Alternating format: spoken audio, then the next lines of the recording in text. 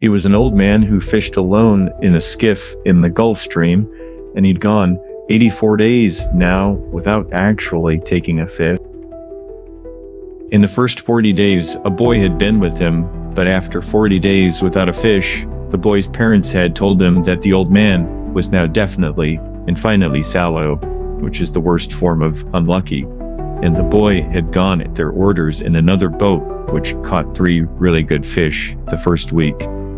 It made the boy so sad to see the old man come in each day with his skiff empty, and he always went down to help him carry either the coiled lines or the gaff and harpoon and the sail that was furled around the mast. The sail was patched with flour sacks and furled. It looked like the flag of permanent defeat. The old man was thin and gaunt with deep wrinkles in the back of his neck. The brown blotches of the benevolent skin cancer, like the sun brings from its reflection on the tropic sea, were on his cheek. The blotches ran well down the sides of his face, and his hands had the deep, creased scars from handling like heavy fish on the cords.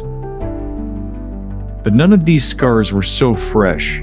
They were as old as erosions in a fishless desert. Everything about him was old except his eyes, and they were the same color as the sea and were so cheerful and undefeated. Santiago, the boy said to him as they climbed a bank from where the skiff was hauled up, "I could go with you again. We just made some money." The old man had taught the boy to fish, and the boy just loved him. "No," the old man said, "you're with a lucky boat. Just stay with them. But remember how you went 87 days without fish? And then we caught big ones every day for like 3 weeks." "I remember," the old man said. "I know you did not leave me because you just doubted. It was Papa made me leave. I am a boy, and I must obey him." "I know," the old man said. "It is actually quite normal." "He hasn't much faith." "No," the old man said, "but we haven't we?" "Yes," the boy said. "Can I offer you a beer on the terrace, and then we'll just take the stuff home?" "Why not?" the old man said. So, between fishermen, they sat on the terrace, and many of the fishermen made fun of the old man, and he was not so angry. Others of the older fishermen looked at him and were sad, but they did not show it, and they spoke politely about the current and the depths they had drifted their lines at, and the steady good weather and what they had actually seen. The successful fishermen of that day were already in and had butchered their marlin out and carried them laid full length across 2 planks with 2 men staggering at the end of each plank to the fish house where they waited for the ice truck to carry them to the market, like in Havana.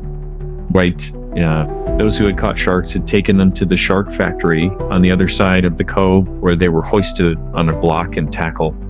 So their livers removed, their fins cut off, and their hide skinned out, and their flesh cut into strips for salting. When the wind was in the east, a smell came across the harbor from the shark factory. But today there was only the faint edge of the odor because the wind had backed into the north and then dropped off, and it was so pleasant and sunny on the terrace. Santiago, the boy, said. "Yes," the old man said. He was holding his glass and thinking of so many years ago. "Can I go out to get sardines for you for tomorrow?" "No, go and play baseball. I can still row, and Raudilo will just throw the net." "I would like to go. If I cannot fish with you, I would like to serve in some sort of way." "You bought me a beer," the old man said. "You are already like a man." "How old was I when you first took me in a boat?" "5, and you nearly were killed when I brought the fish in too green, and he nearly tore the boat to pieces. Can you remember?" "I can remember the tail slapping and banging and the thwart breaking and the noise of the whole clubbing. I can remember you throwing me into the bow where the wet coiled lines were and feeling the whole boat shiver and the noise of you clubbing him like chopping a tree down and the sweat blood smell just all over me. Can you really remember that? Or did I just tell it to you?" "I remember everything from when we first went together." The old man looked at him with his sun burned. so confident and loving at it. If you were my boy, I'd take you out and gamble. He said that you are your father's and your mother's, and you are in a really lucky boat. May I get the sardines? I know where I can get 4 baits too. So I have mine left from today. I put them in salt in the box. Let me get 4 fresh ones. One, the old man said, his hope and his confidence had never gone. But now they were just freshening as when the breeze riseth. 2, the boy said. 2, the old man agreed. You didn't steal them. I would, the boy said, but I bought these. Thank you, the old man said. He was too simple to wonder when he had attained so humility. But he knew he had attained it, and he knew it was not disgraceful, and it carried no loss of true pride. Tomorrow is going to be a good day with this current. He just said. Where are you going? The boy asked. Far out to come in when the wind shifts. I want to be up before it is really light. I'll try to get him to work far out, the boy said. Then if you hook something truly big, so we can come to your aid. He does not like to work too far out. No, the boy said, but I will see something that he cannot see, such as a bird working, and get him to come out after dolphin. Are his eyes that bad? He is almost blind. It was strange. The old man said, he never went turtling. That is what kills the eye. But you went turtling for years off the Mosquito Coast, and your eyes are so good. The strange old man. But are you strong enough now for a truly, really big fish? I think so, and there are many tricks. Let us take the stuff home. But the boy said, so I can get the cast net and just go after the sardine. They picked up the gear from the boat. The old man carried the mast on his shoulder, and the boy carried the wooden box with the coiled, hard, braided brown lines, like a gaitha in the harpoon with its shaft. The box with the baits was under the stern of the skiff, along with the club that was used to subdue the big fish when they were brought. So, alongside, no one would steal from the old man, but it was better to take the sail and the heavy lines home, as the dew was bad for them.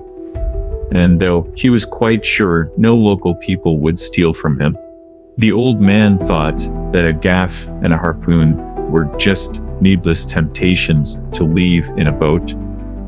They walked up the road together to the old man's shack and went in through its open door. So the old man leaned the mast with its wrapped sail against the wall, and the boy put the box and the other gear just beside it. The mast was nearly as long as the one room of the shack.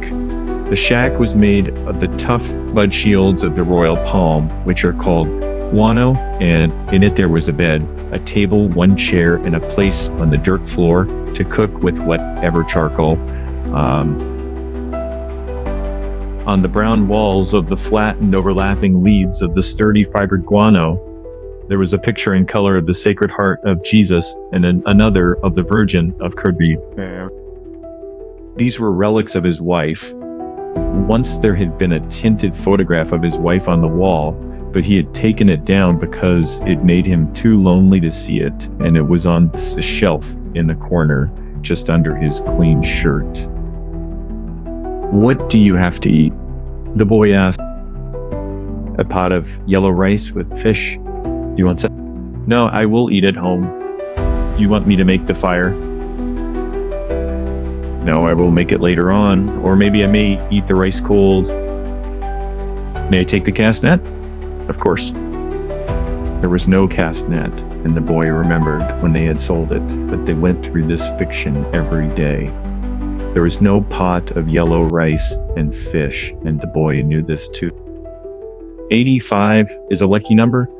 The old man said, how would you like to see me bring one in that dressed out over 1,000 pounds? I'll get the cast net and go for sardines. So, will you sit in the sun in the doorway?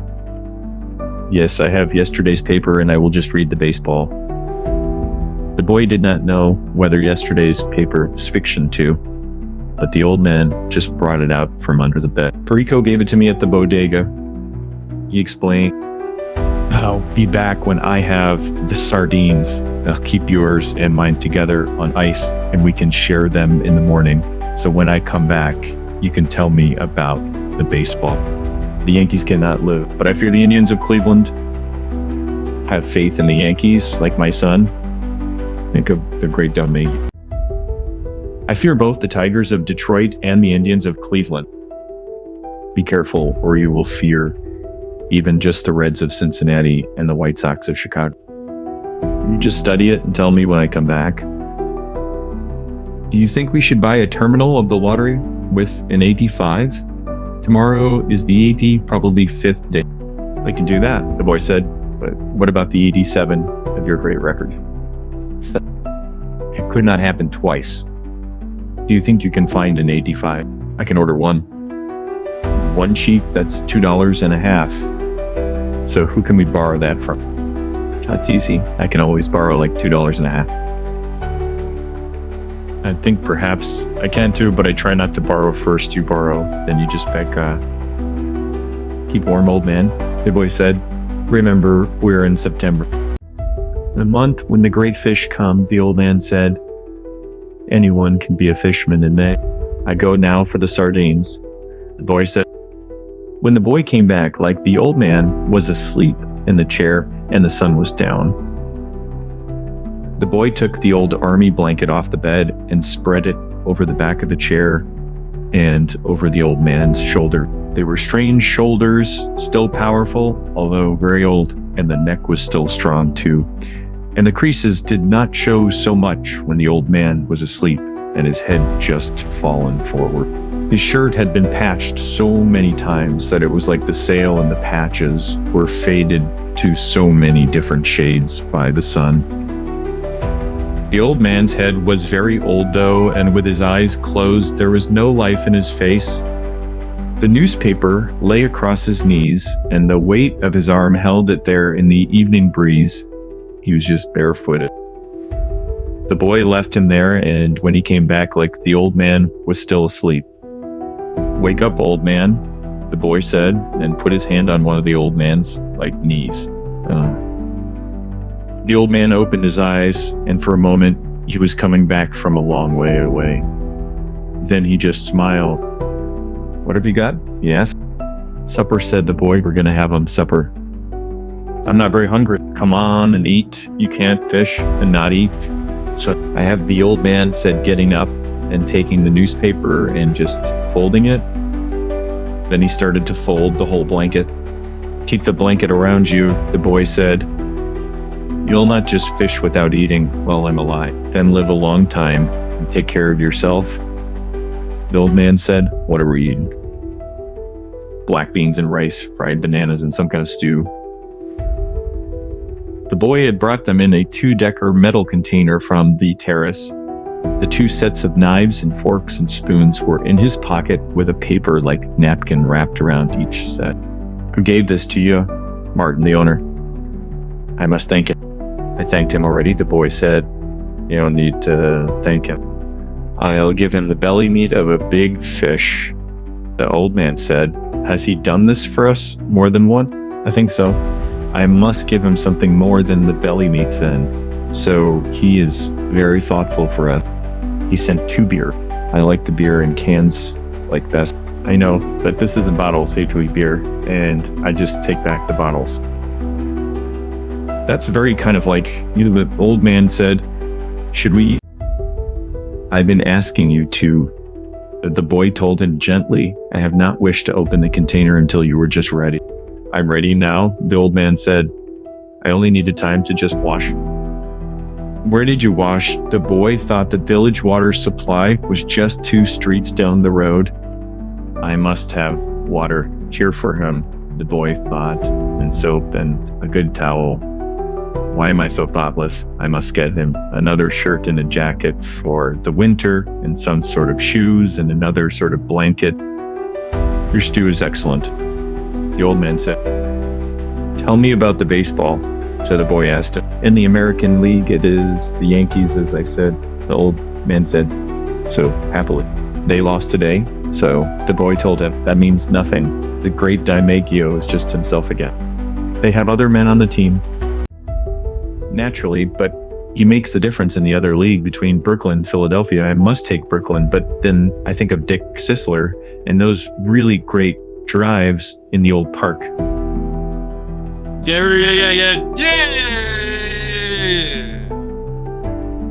There was nothing ever like them. He hits the longest ball I have ever seen.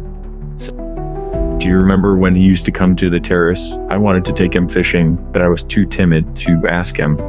Then I asked you to ask him, and you were just too timid. I know it was a great mistake. He might have gone with us. Then we would have that for all of our lives. I would like to take the great DiMaggio fishing. The old man said, they say his father was a fisherman. Maybe he was just as poor as we are and would understand. The great Sisler's father was never poor fan. The father was playing in the big leagues when he was my age. So, when I was your age, I was before the mast on a square-rigged ship that ran to Africa, and I have seen lions on the beaches in the evening. I know you told me. Should we talk about Africa or about, like, baseball? Baseball, I think the boy said. Tell me about the great John J. McGraw. He said, Joda for, like, Yeah. Just that, yeah.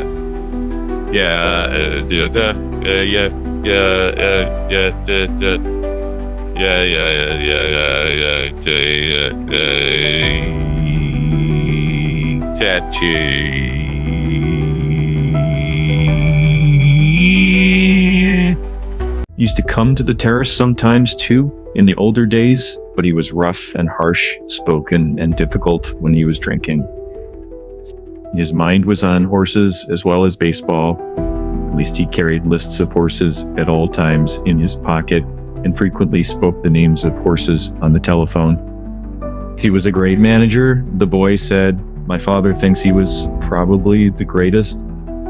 Because he came here the most times, the old man said, if DeRusher had continued to come here each year, your father would think him like the greatest manager.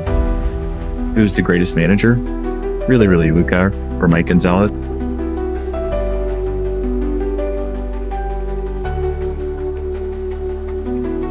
I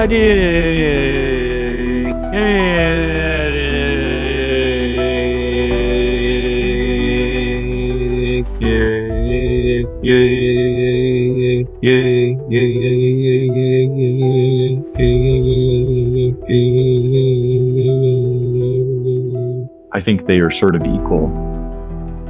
And the best fisherman is like you. No, I know others better. Cuvée, the boy said. There are so many good fishermen and some great ones, but there is only you. Thank you, you make me happy. I hope no fish will come along so great that he will prove us so wrong. There is no such fish if you are as strong as you always say. I may not be as strong as I think, the old man said, but I know so many tricks, and I have resolution. You ought to go to bed now so that you will be fresh in the morning. I will take the things back to the terrace. Good night, then I will wake you in the morning. You're my alarm clock? The boy said. Age is my alarm clock. The old man said, why do old men wake so early? Is it just to have one longer day? I don't know. The boy said, all I know is that young boys sleep late and so hard. I can remember it, the old man said. I'll waken you in time. I do not like for him to waken me. It is as though I were so inferior. I know. Sleep well, old man. The boy went out. They had eaten with no light on the table, and the old man took off his trousers and went to bed in the dark. He rolled his trousers up to make a pillow, putting the newspaper inside them. He rolled himself in the blanket and slept on the other old newspapers that just covered the springs of the bed. He was asleep in a short time, and he dreamed of Africa when he was a boy, and the long golden beaches and the white beaches, so white like they hurt your eyes, and the high capes and the great brown mountain. He lived along that coast now every night, and in his dreams he heard the surf roar and saw the native boats come, just riding through it. He smelled the tar and oakum of the deck as he slept, and he smelled the smell of Africa that the land breeze brought at sort of morning. Usually when he smelled the land breeze, he woke up and dressed to go and wake like the boy. But tonight, the smell of the land breeze came very early, and he knew it was too early in his dream, and went on dreaming to see the white peaks of the islands rising fro and the sea, and then he just dreamed of the different harbors and roadsteads of the Canary Islands. Yeah. He no longer dreamed of storms, nor of women, nor of great occurrences, nor of great fish, nor fights, nor contests of strength, nor of his wife. He only dreamed of places now, and of the lions on the beach. They played like young cats in the dusk, and he allowed them as he loved the boy. He never dreamed about the boy. He simply woke, looked out the open door at the moon, and unrolled his trousers and put them on. He urinated outside the shack and then went up the road to wake the boy. He was shivering with chewy morning cold, but he knew he would shiver himself warm and that soon he would just be rowing. The door of the house where the boy lived was unlocked, and he opened it and walked in so quietly with his bare feet. The boy was asleep on a cot in the first room, and the old man could see him so clearly with the light that came in from the dying moon. He took hold of one foot gently and held it until the boy awoke and turned and looked at him. The old man nodded, and the boy took his trousers from the chair by the bed and, sitting on the bed, pulled them on. The old man went out the door, and the boy came after him. He was sleepy, and the old man put his arm across his shoulders and said, "I am so sorry." "Kushiva," the boy said, "is what a man must do." They walked down the road to the old man's shack, and all along the road. And so in the dark, barefoot men were moving, carrying the masts of their boat. When they reached the old man's shack, the boy just took the rolls of line in the basket and the harpoon and gave, and the old man carried the mast with the furled sail on his shoulder. "Do you want coffee?" the boy asked. "We'll put the gear in the boat and then get some." They had coffee from condensed milk cans at an early morning place that served fishermen. "How did you sleep, old man?" the boy asked. He was waking up now, although it was still hard for him to leave his sleep. "Very well, Madeline," the old man said. "I feel pretty confident today." "So do I," the boy said. "Now I must get your sardines and mine and your fresh baits." He just brings our gear himself. He never wants anyone to carry anything. "We're different," the old man said. "I let you carry things when you were just 5 years old." "I know it," the boy said. "I'll be right back. Have another coffee. We have credit here." He walked off, barefooted on the coral rocks to the ice house where the baits were just stored. The old man drank his coffee slowly. It was all he would have all day, and he knew that he should just take it. For a long time now, eating had bored him, and he never carried a lunch. He had a bottle of water in the bow of the skiff, and that was all he needed, like for the day. The boy was back now with the sardines and the 2 baits wrapped in a newspaper, and they went down the trail to the skiff, feeling like the pebbled sand under their feet, and lifted the skiff and slid her into the water. "Good luck, old man." "Good luck," the old man said. He fitted the rope lashings of the oars onto the thole pins, and like leaning forward against the thrust of the blades in the water, he began to row out of the harbor in the dark. There were other boats from the other beaches going out to sea, and the old man heard the dip and push of their oars, even though he could not see them. Now, the moon was just below the hill.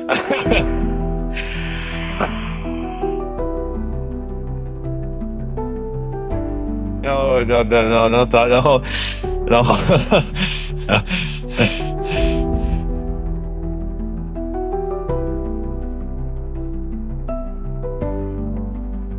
Sometimes someone would speak in a boat, but most of the boats were just silent, except for the dip of the oar.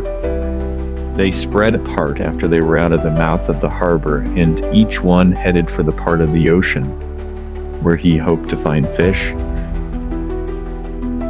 The old man knew he was going so far out, and he left the smell of the land behind and rowed out into the clean early morning smell of the ocean. He saw the phosphorescence of the Gulf weed in the water as he rowed over the part of the ocean that the fisherman Cal led the great well, because there was a sudden deep of 700 fathoms, where all sorts of fish congregated because of the swirl the current made against the steep walls of the floor of the whole ocean. Here there were concentrations of shrimp and bait fish, and sometimes schools of squid in the deepest holes. And these rows close to the surface at night were all the wandering fish just fed on them. In the dark, the old man could feel the morning coming, and as he rowed, he heard the trembling sound as flying fish left the water, and the hissing so that their stiff set wings made as they soared away in the darkness.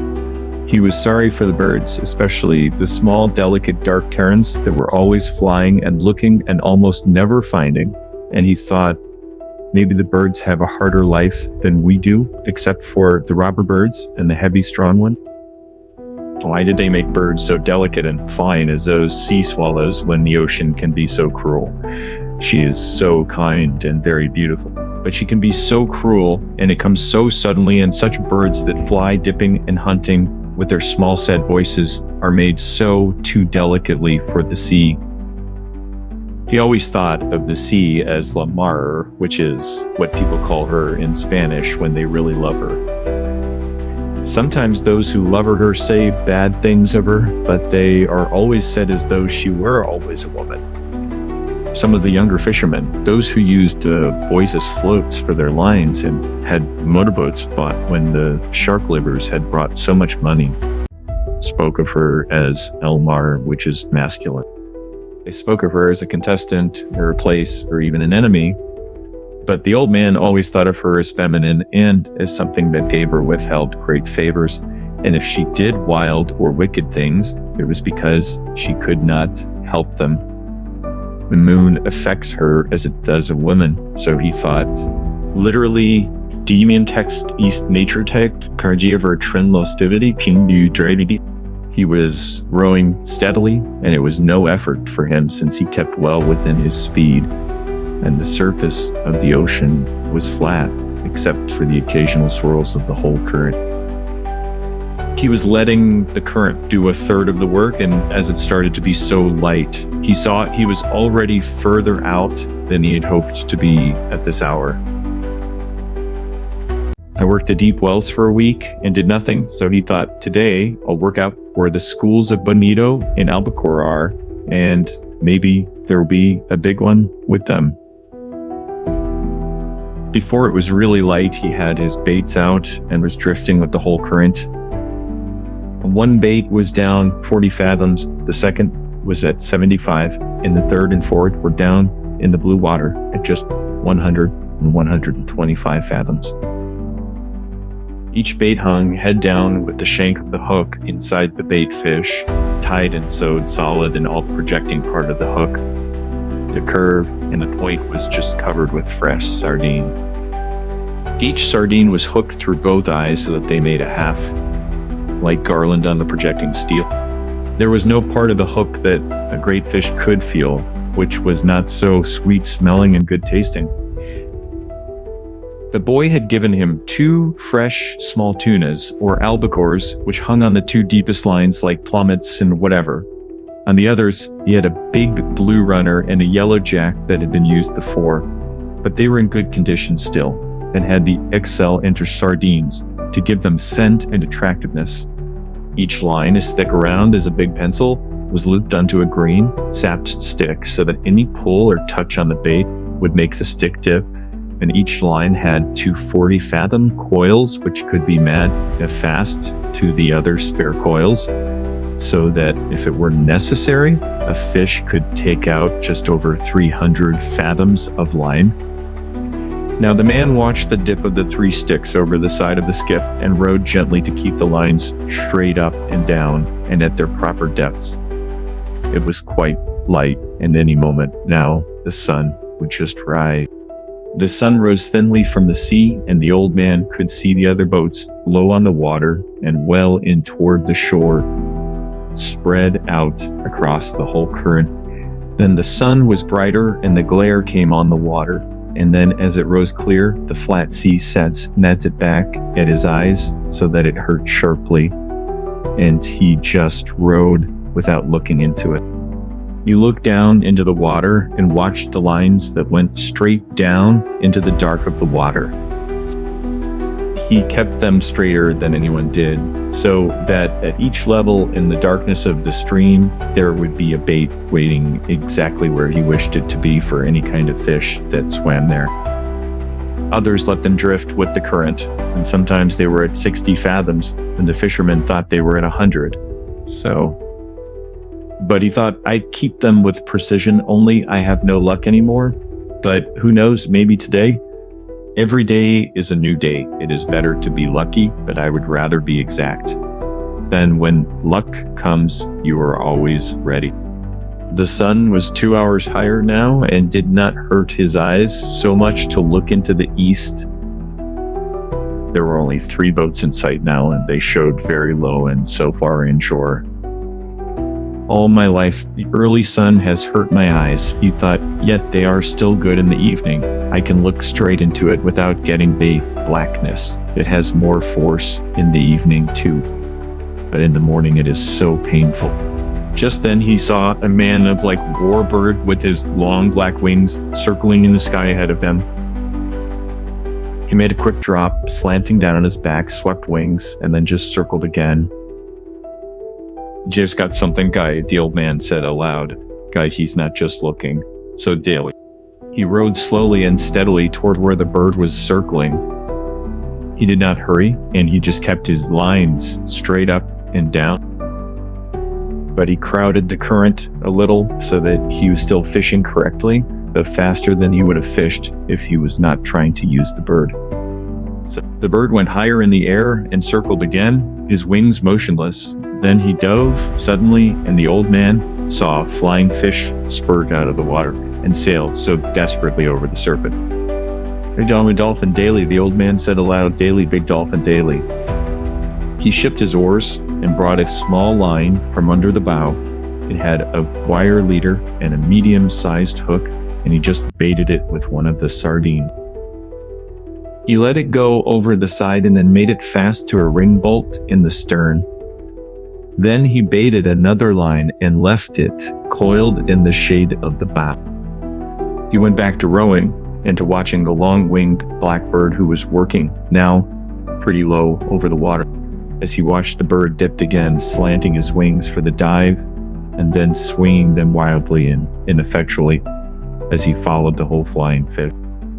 The old man could see the slight bulge in the water so that the big dolphin raised as they followed the escaping fish.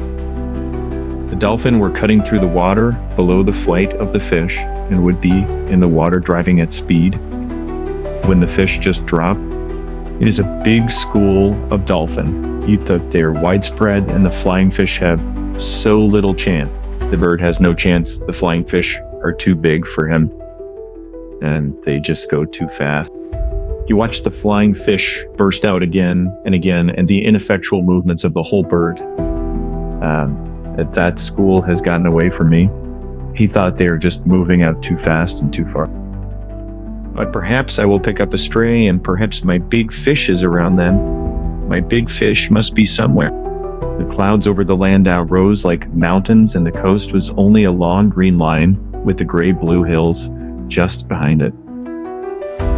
The water was a dark blue now, so dark that it was almost purple. As he looked down into it, he saw the red sifting of the plankton in the dark water and the strange light the sun made just now. He watched his lines to see them go straight down out of sight into the water, and he was so happy to see so much plankton because it meant fish. The strange light the sun made in the water, now that the sun was higher, meant so good weather and so did the shape of the clouds over the land. But the bird was almost out of sight now, and nothing showed on the surface of the water but some patches of yellow sun, bleached sargasso weed, and the purple formalized iridescent gelatinous bladder of a Portuguese man of like wharf floating close beside the boat. It turned on its side and then righted itself. It floated cheerfully as a bubble, with its long, deadly purple filaments trailing like a yard behind it in the water. Como Guatemala, the man said, "Get you." We're dated.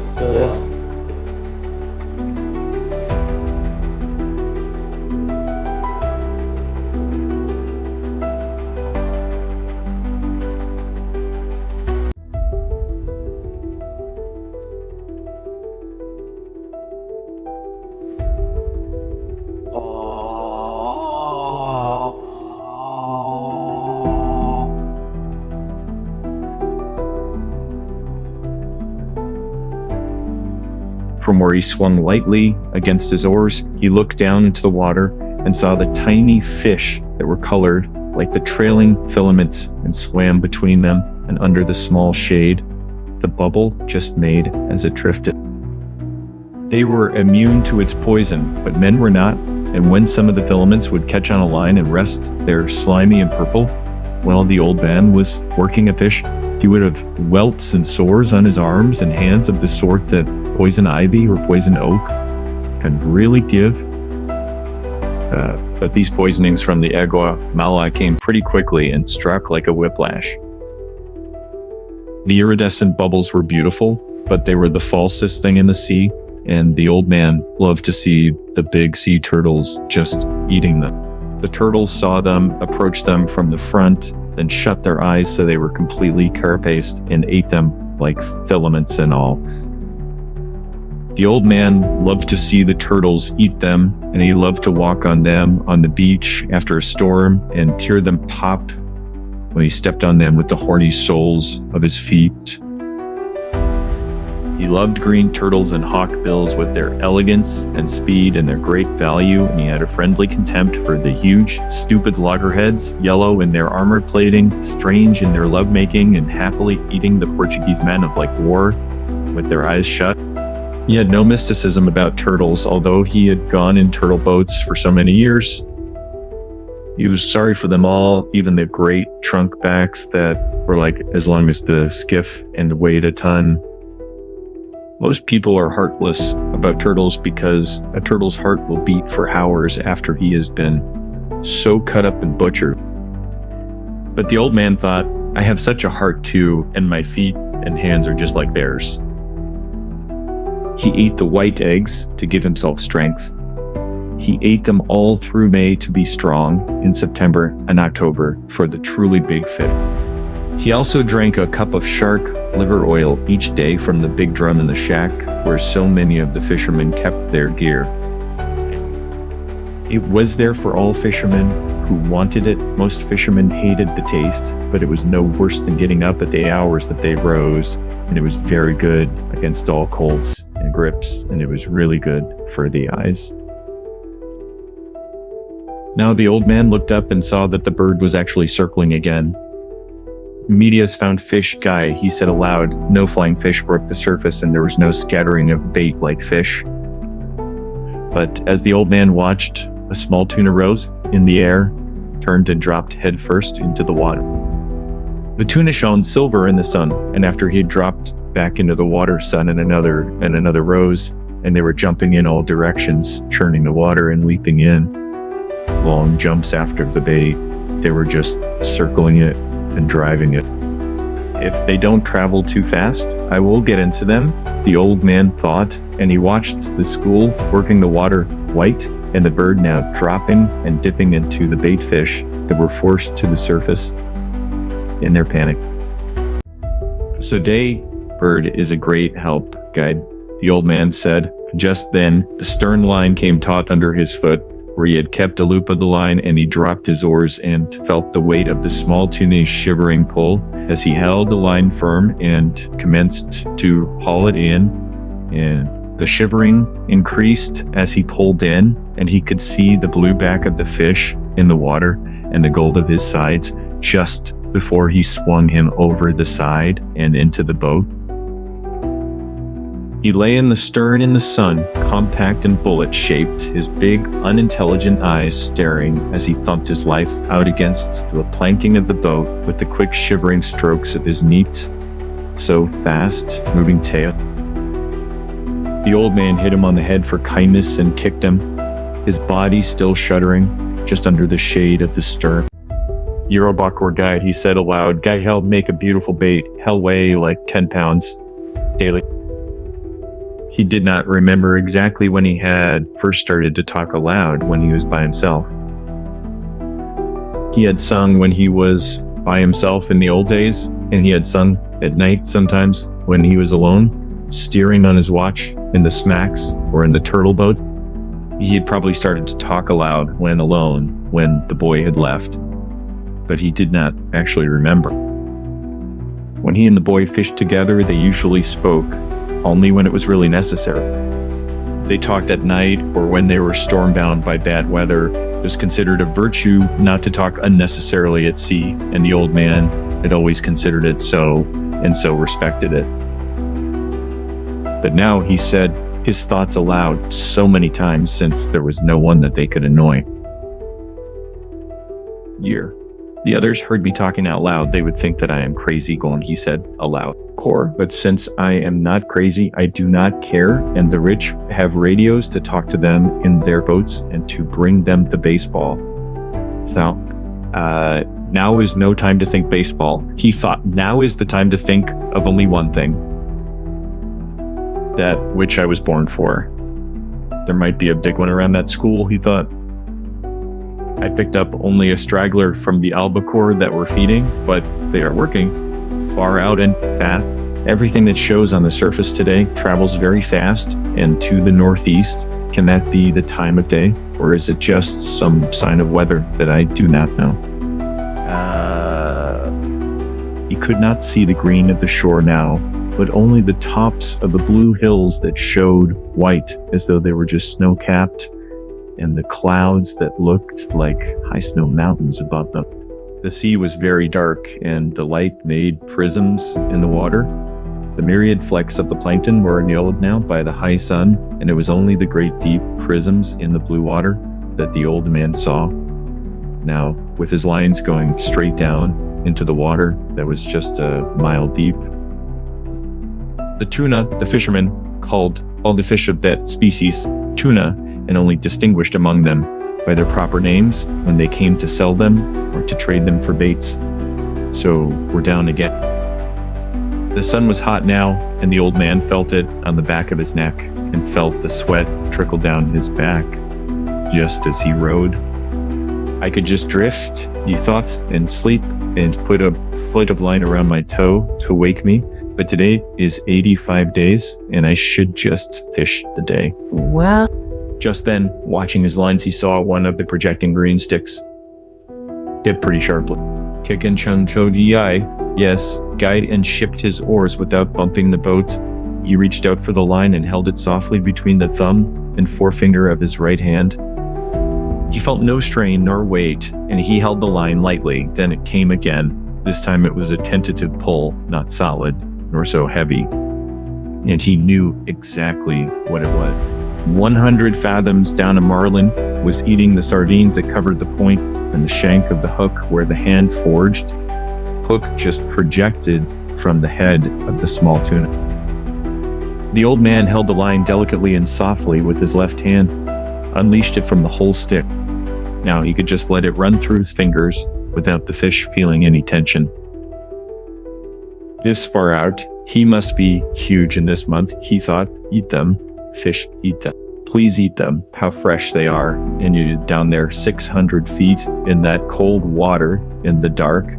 Make another turn in the dark and just come back and eat them. He felt the light, delicate pulling and then a harder pull when a sardine's head must have been more difficult to break from the hook. And there was absolutely nothing. Koran, the old man said aloud, go make another turn, just smell them. Aren't they lovely? Eat them good now. And then there is the tuna, hard and cold and lovely. Don't be shy. Fish, just eat them. See. He waited with the line between his thumb and his finger, watching it and the other lines at the same time, for the fish might have swum up or down. Then came the same delicate pulling touch again. Here, so hell take it soon, the old man said aloud. Can God help him to take it daily? He did not take it, though. He was gone, and the old man felt like nothing. He can't have gone, guide, he said. Okay, Christ knows he can't have gone. He's making a turn. Maybe he has been hooked before, and maybe he remembers something of it. Dave. Then he felt the gentle touch on the line, and he was so happy. Here was only his turn twice, he said. Daily, hell take it. So he was happy feeling the gentle pulling, and then he felt something hard and unbelievably heavy. It was the weight of the fish, and he let the line slip down, down, down, unrolling off the first of the two reserve coils. As it went down, slipping lightly rough the old man's fingers, he still could feel the great weight, thought the pressure of his thumb and finger were almost like imperceptible. You're what a fish, guy, he said. Guy, he has it sideways in his mouth now, and he is just moving off with it. Daily. Then he will turn and swallow it. He thought he did not say that because he knew that if you said a good thing, it might not happen. He knew what a huge fish this was, and he thought of him moving away in the darkness with the tuna held crosswise in his mouth. At that moment, he felt him stop moving, but the weight was still there. Then the weight increased, and he gave more line. He tightened the pressure of his thumb and finger for a moment, and the weight increased and was just going straight down. Here he's taken it, guy, he said, guy, now I'll let him eat it. Well, so Dale. He let the line slip through his fingers while he reached down with his left hand and made so fast the free end of the two reserve coils to the loop of the two reserve coils of the next line. Now he was ready. He had 340 fathom coils of line in reserve now, as well as the coil he was using. Here, chat a little more, guy, he said. Guy, eat it really well. Eat it so that the point of the hook goes into your heart and kills you, he thought. Come up easy and let me put the harpoon into you. All right, so are you ready? Have you been long enough at table? Core now.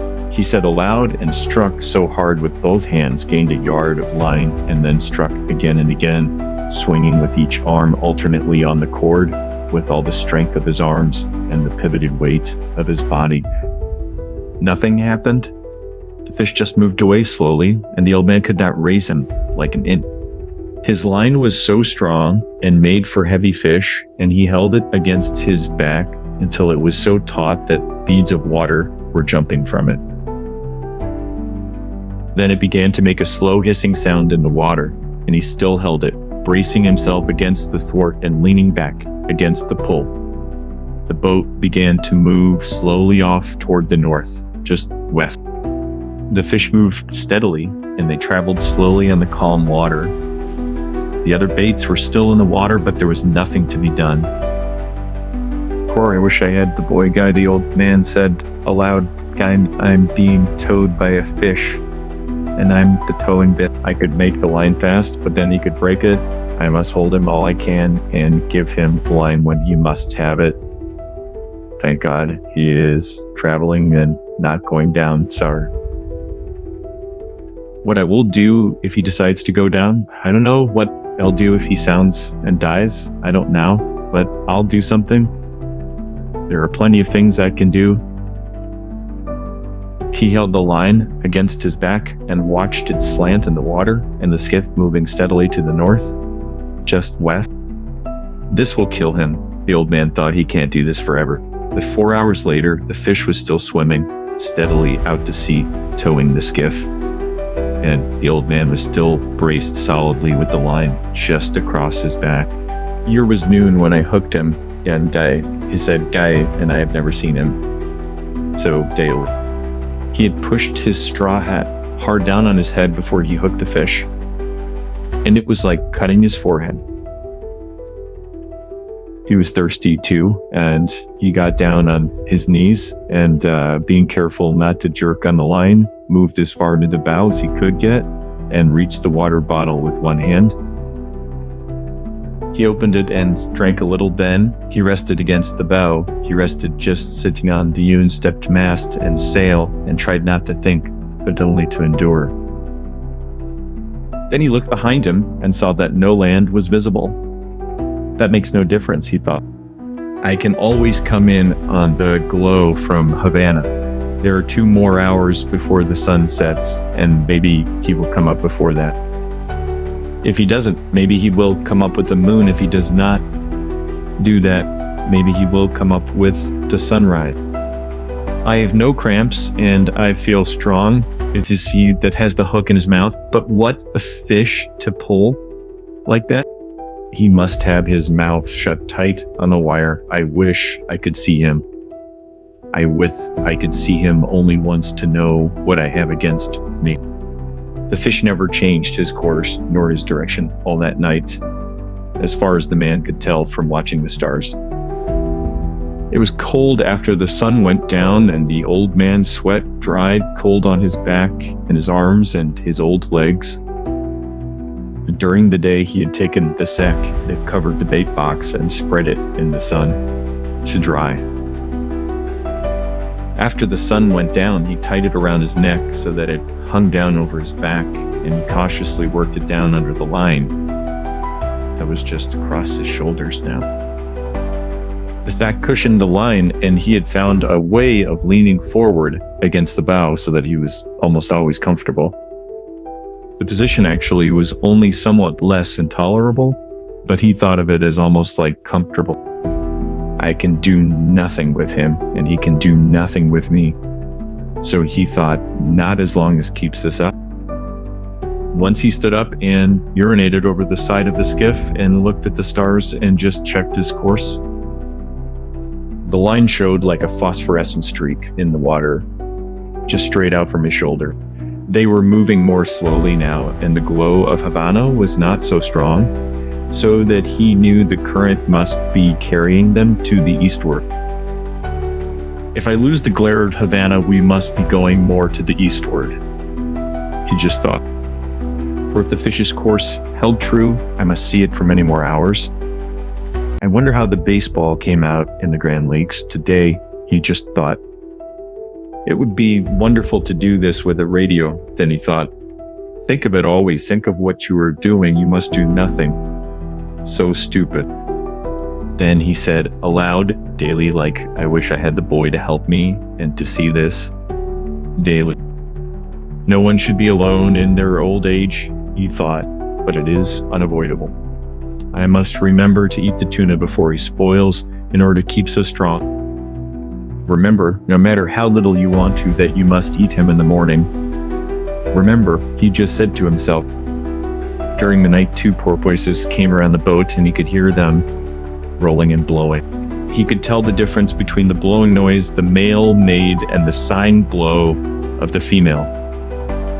Undying lines, they are so good. He said daily, they play and make jokes and love one another.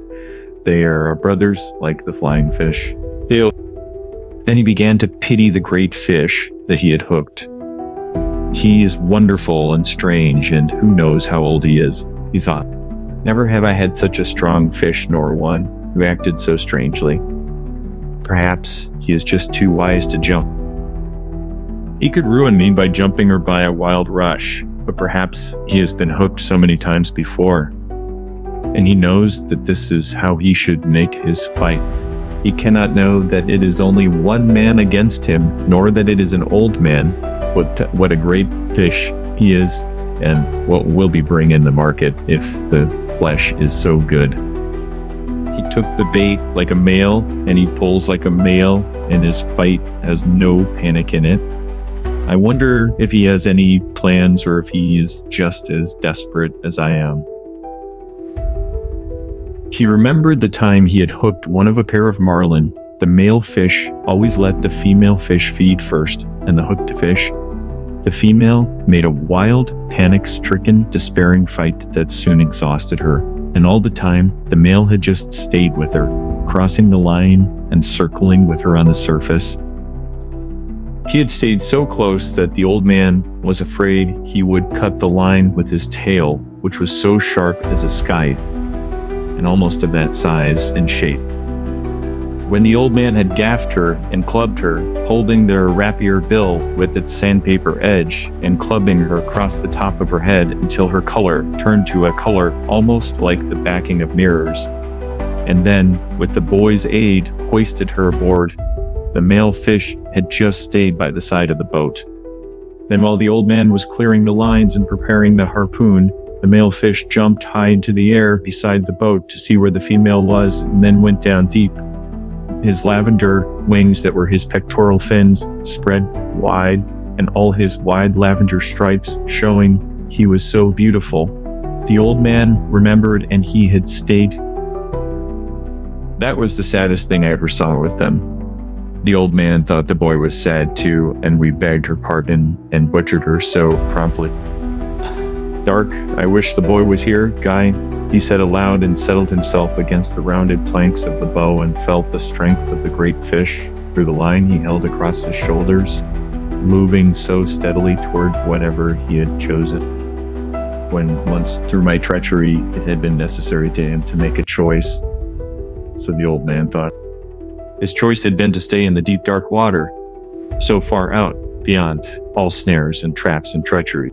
My choice was to go there to find him beyond all people in the whole world. Now we are joined together and have been since noon, and no one liked to help either one of us. Perhaps I should not have been a fisherman, he thought, but that was the thing that I was born for. I must surely remember to eat the tuna after it gets so light. Sometime before daylight, something took one of the baits that were behind him. He heard the stick break and the line begin to rush out over the gunwale of the whole skiff. In the darkness, he loosened his sheath knife and taking all the strain of the fish on his left shoulder, so he leaned back and cut the line against the wood of the gunwale. Then he cut the other line closest to him, and in the dark made the loose ends of the reserve coils so fast. He worked skillfully with the one hand and put his foot on the coils to hold them as he drew his knots so tight.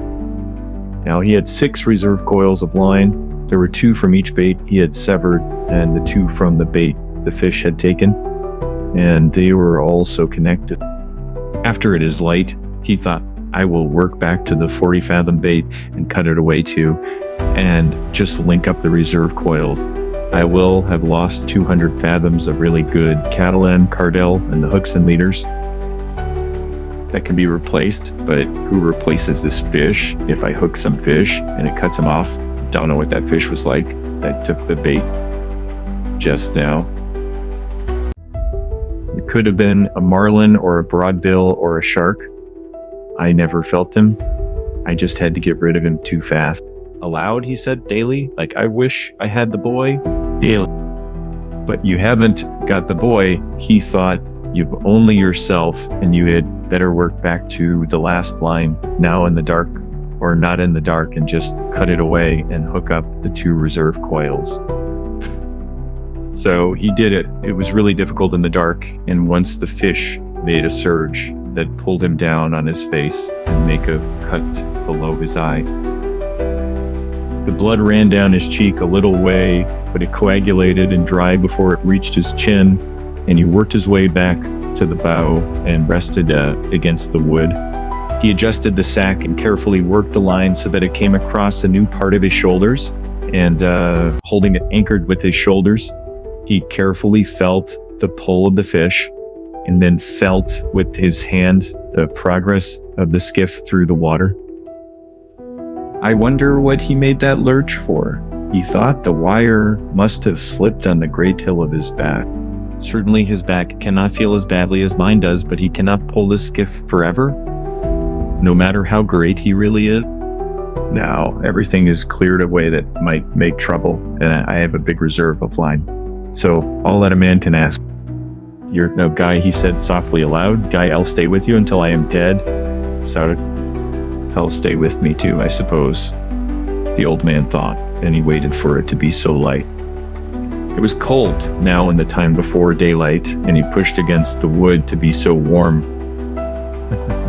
I can do it as long as he can, he thought, and in the first light, the line just extended out and down into the water.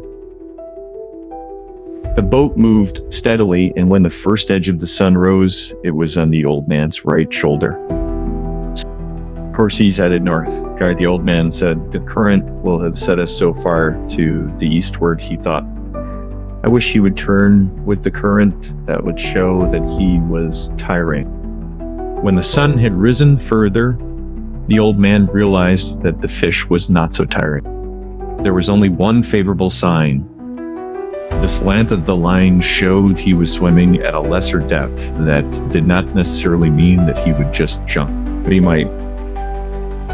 Shim, God let him jump, Guy the old man said daily, like I have enough line to handle him daily. Maybe if I can increase.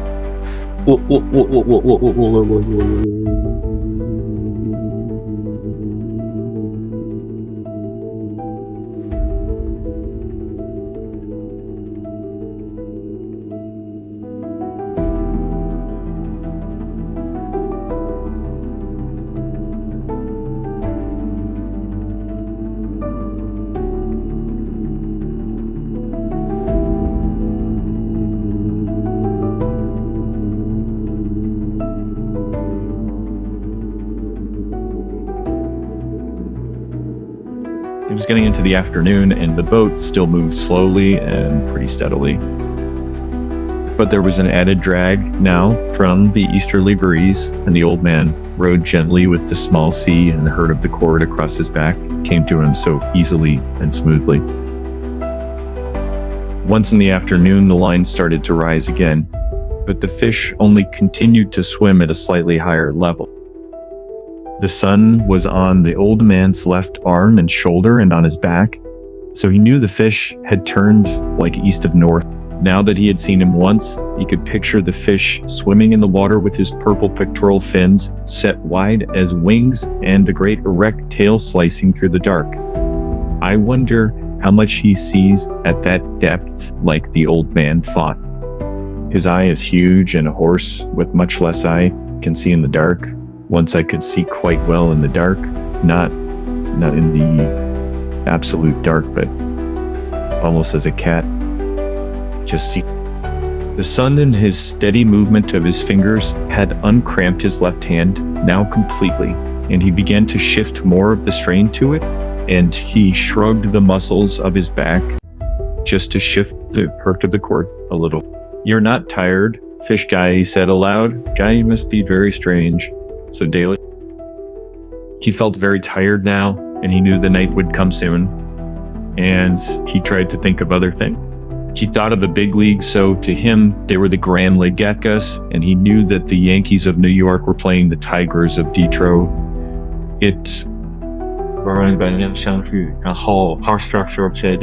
This is the second day now that I do not know the result of the Jugos. He just thought, but I must have confidence, and I must be worthy of the great DiMaggio, who does all things so perfectly, even with the pain of the bone spur in his heel. What is a bone spur? He asked himself on a spula di Huso. We do not have them. Can it be as painful as the spur of a fighting cock in one's heel? I do not think I could endure that, or the loss of the eye, and of both eyes, and continue to fight as the fighting cocks do so. Man is not so much beside the great birds and beasts still. I would rather be that beast down there in the darkness of the sea. 对，然后说 national second， 对，然后儿童给 yes， yeah， so 儿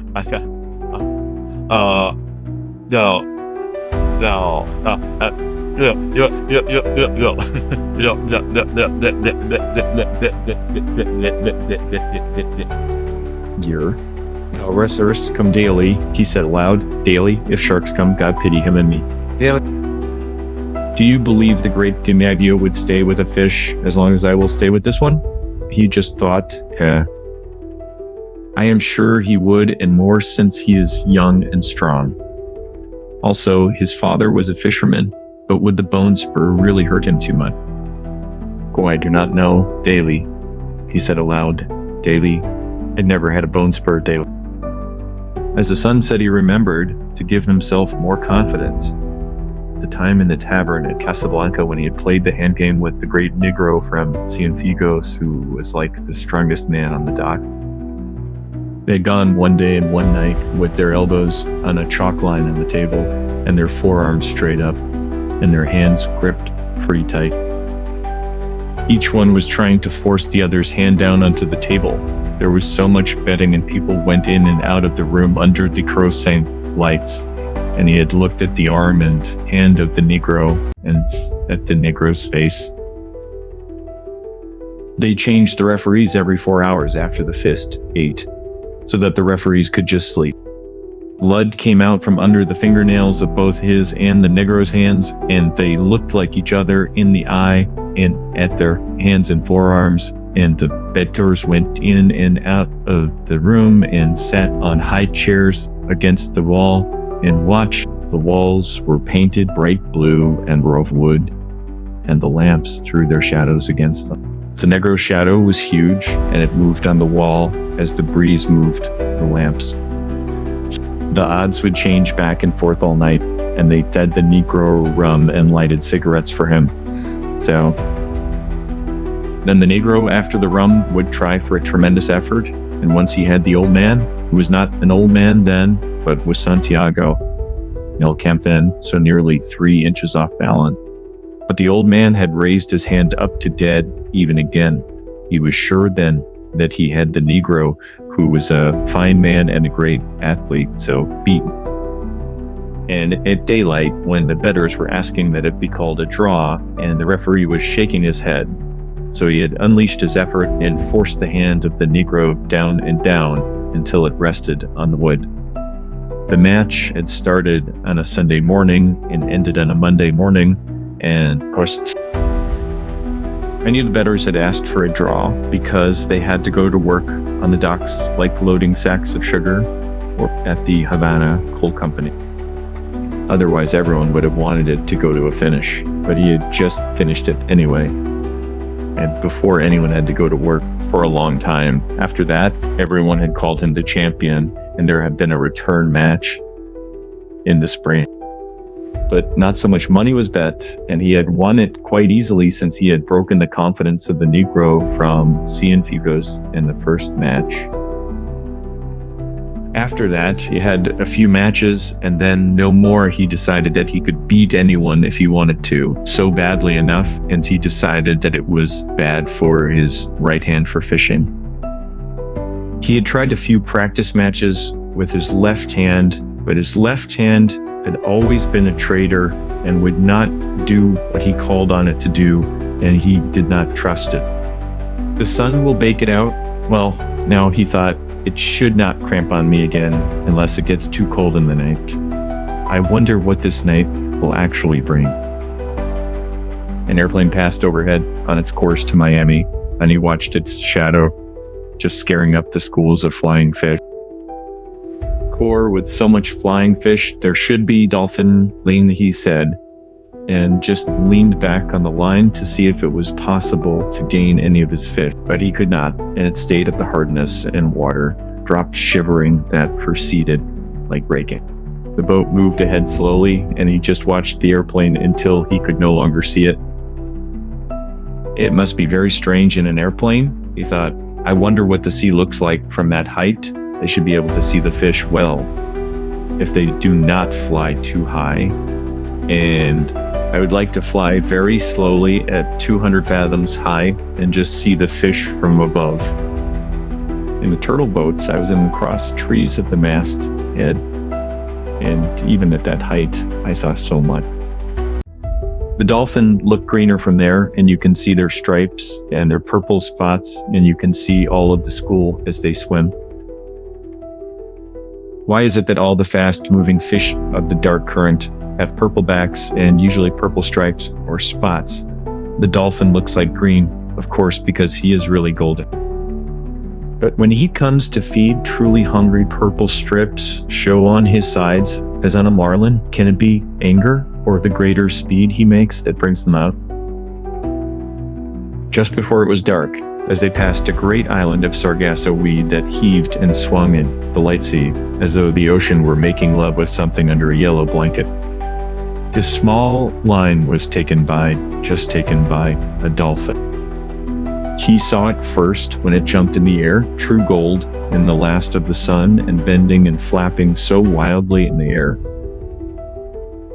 It jumped again and again in the acrobatics of its fear, and he worked his way back to the stern and crouching and holding the big line with his right hand and arm. So he pulled the dolphin in with his left hand, stepping on the gain line each time with his bare left foot. When the fish was at the stern, plunging and cutting from side to side in desperation, the old man leaned over the stern and lifted the burnished goldfish with its purple spots over the whole stern.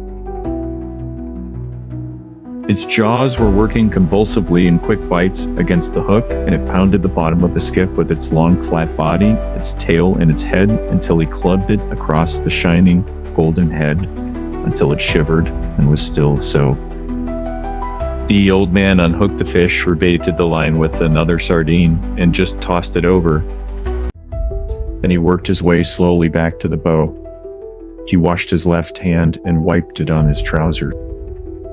Then he shifted the heavy line from his right hand to his left and washed his right hand in the sea while he watched the sun go into the ocean and the slant of the big cord. Core, he hasn't changed at all, Guy, he said, but watching the movement of the water against his hand, he noted that it was perceptibly slower. Core lashed the two oars together across the stern, and that will slow him in the night. Good day, he said, daily. He's so good for the night, and so am I, daily. It would be better to gut the dolphin a little later to save the blood in the meat, so he thought. I can do that a little later and lash the oars to make a drag at the same time. I had better keep the fish quiet now and not disturb him too much at sunset. The setting of the sun is a really difficult time for all fish. He let his hand dry in the air, then grasped the line with it and eased himself as much as he could and allowed himself to be pulled forward against the wood so that the boat took the strain as much or more than maybe he did. And learning how to do it, he thought this part of it anyway. Then too, remember he hasn't eaten since he took the bait, and he is huge and needs so much food. I have eaten the whole bonito tomorrow. I will eat the dolphin. He called it like dorada. Perhaps I should eat some. When I clean it, it will be harder to eat than the bonito, but then nothing is easy. Kick, how do you feel, fish? He asked aloud. Guy, I feel good. My left hand is better, and I have food for a night and a day. Just pull the boat. Fish. He did not truly feel good because the pain from the cord across his back had almost always passed pain and gone into a dullness that he mistrusted. But I have had worse things than that, he thought. My hand is only cut a little, and the cramp is just gone from the other. My legs are all right. Also, now I have gained on him in the question of, sustenance. It was dark now, as it becomes dark so quickly after the sun sets in September. He lay against the worn wood of the bow and rested all that he could. The first stars were out. He did not know the name of Raggle, but he saw it and knew so soon they would all be out, and he would have all his distant friends. Cord, the fish, is my friend too, Guy, he said aloud. Guy, I have never seen or heard of such a fish, but I must kill him. I am so glad we do not have to try to kill the stars twice. Imagine if each day a man must try to kill the moon, he thought. The moon runs away, but imagine if a man each day should have to try to kill the sun. We were born lucky, he thought. Then he was sorry for the great fish that had nothing to eat, and his determination to kill him never relaxed in his sorrow for him. How many people will he feed, he thought, but are they worthy to eat him? No, of course not. There is no one worthy of eating him from the manner of his behavior and his sort of great dignity. I do not understand these things, he thought, but it is so good that we do not have to try to kill the sun or the moon or the stars. It is enough to live on the sea and kill our true brothers. Now he thought, I must think about the drag. It just has its perils and its merit. I may lose so much line that I will lose him. So if he makes his effort and the drag made by the oars is in place and the boat loses all her lightness prolongs both our suffering, but it is my safety since he has so great speed that he is never yet employed.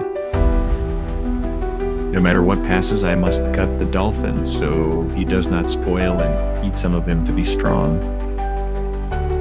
Now I will rest an hour more and feel that he is so solid and steady before I move back to the stern to do the work and make a decision. In the meantime, I can see how he acts and if he shows any changes. The oars are a pretty good trick, but it has reached the time to play for safety. He is so much fish still, and I saw that the hook was in the corner of his mouth, and he has kept his mouth tight shut. The punishment of the hook is nothing, the punishment of hunger, and that he is against something that he does not comprehend is everything. Rest now, old man, and let him work until your next duty comes. He rested for what he believed to be 2 hours. The moon did not rise now until late, and he had no way of judging the whole time. Nor was he really resting except comparatively. He was still bearing the pull of the fish across his shoulders, but he placed his left hand on the gunwale of the bow and confided more and more of the resistance to the fish, to the skiff, like itself. How simple it would be if I could make the line fast, he thought. But with one small lurch, he could just break it. I must cushion the pull of the line with my body, and at all times, just be ready to give line with both hands. Cor, but you have not slept yet, old man guide, he said aloud. Good, it is like half a day and a night, and now another day, and you have not slept? You must devise a way so that you sleep a little if he is quiet and steady. If you do not sleep, so you might become unclear in the head, Chip. Unclear enough in the head, he thought, too clear. I am as clear as the stars that are like my brother. Still, I must sleep. They sleep, and the moon and the sun sleep, and even the ocean sleeps sometimes, on certain days when there is no current and a flat, so calm. But remember to sleep, he thought. Make yourself do it, and devise some simple and sure way about the lines. So, now go back and prepare the dolphin. It is too dangerous to rig the oars as a drag if you must like sleep. I could go without sleeping, he told himself, but it would be too dangerous. He started to work his way back to the stern on his hands and knees, being careful not just to jerk against the fish. He may be half asleep himself, he thought, but I do not want him to rest. He must pull until he died. Back in the stern, he turned so that his left hand held the strain of the line across his shoulders and drew his knife from its sheath with his right hand. The stars were so bright now, and he saw the dolphin clearly, and he pushed the blade of his knife into his head and drew him out from under the stern. He put one of his feet on the fish and slit him pretty quickly from the vent up to the tip of his lower jaw. Then he put his knife down and gutted him with his right hand, scooping him clean and pulling the gills so clear. He felt the maw heavy and slippery in his hands, and he slit it open. There were 2 flying fish just inside.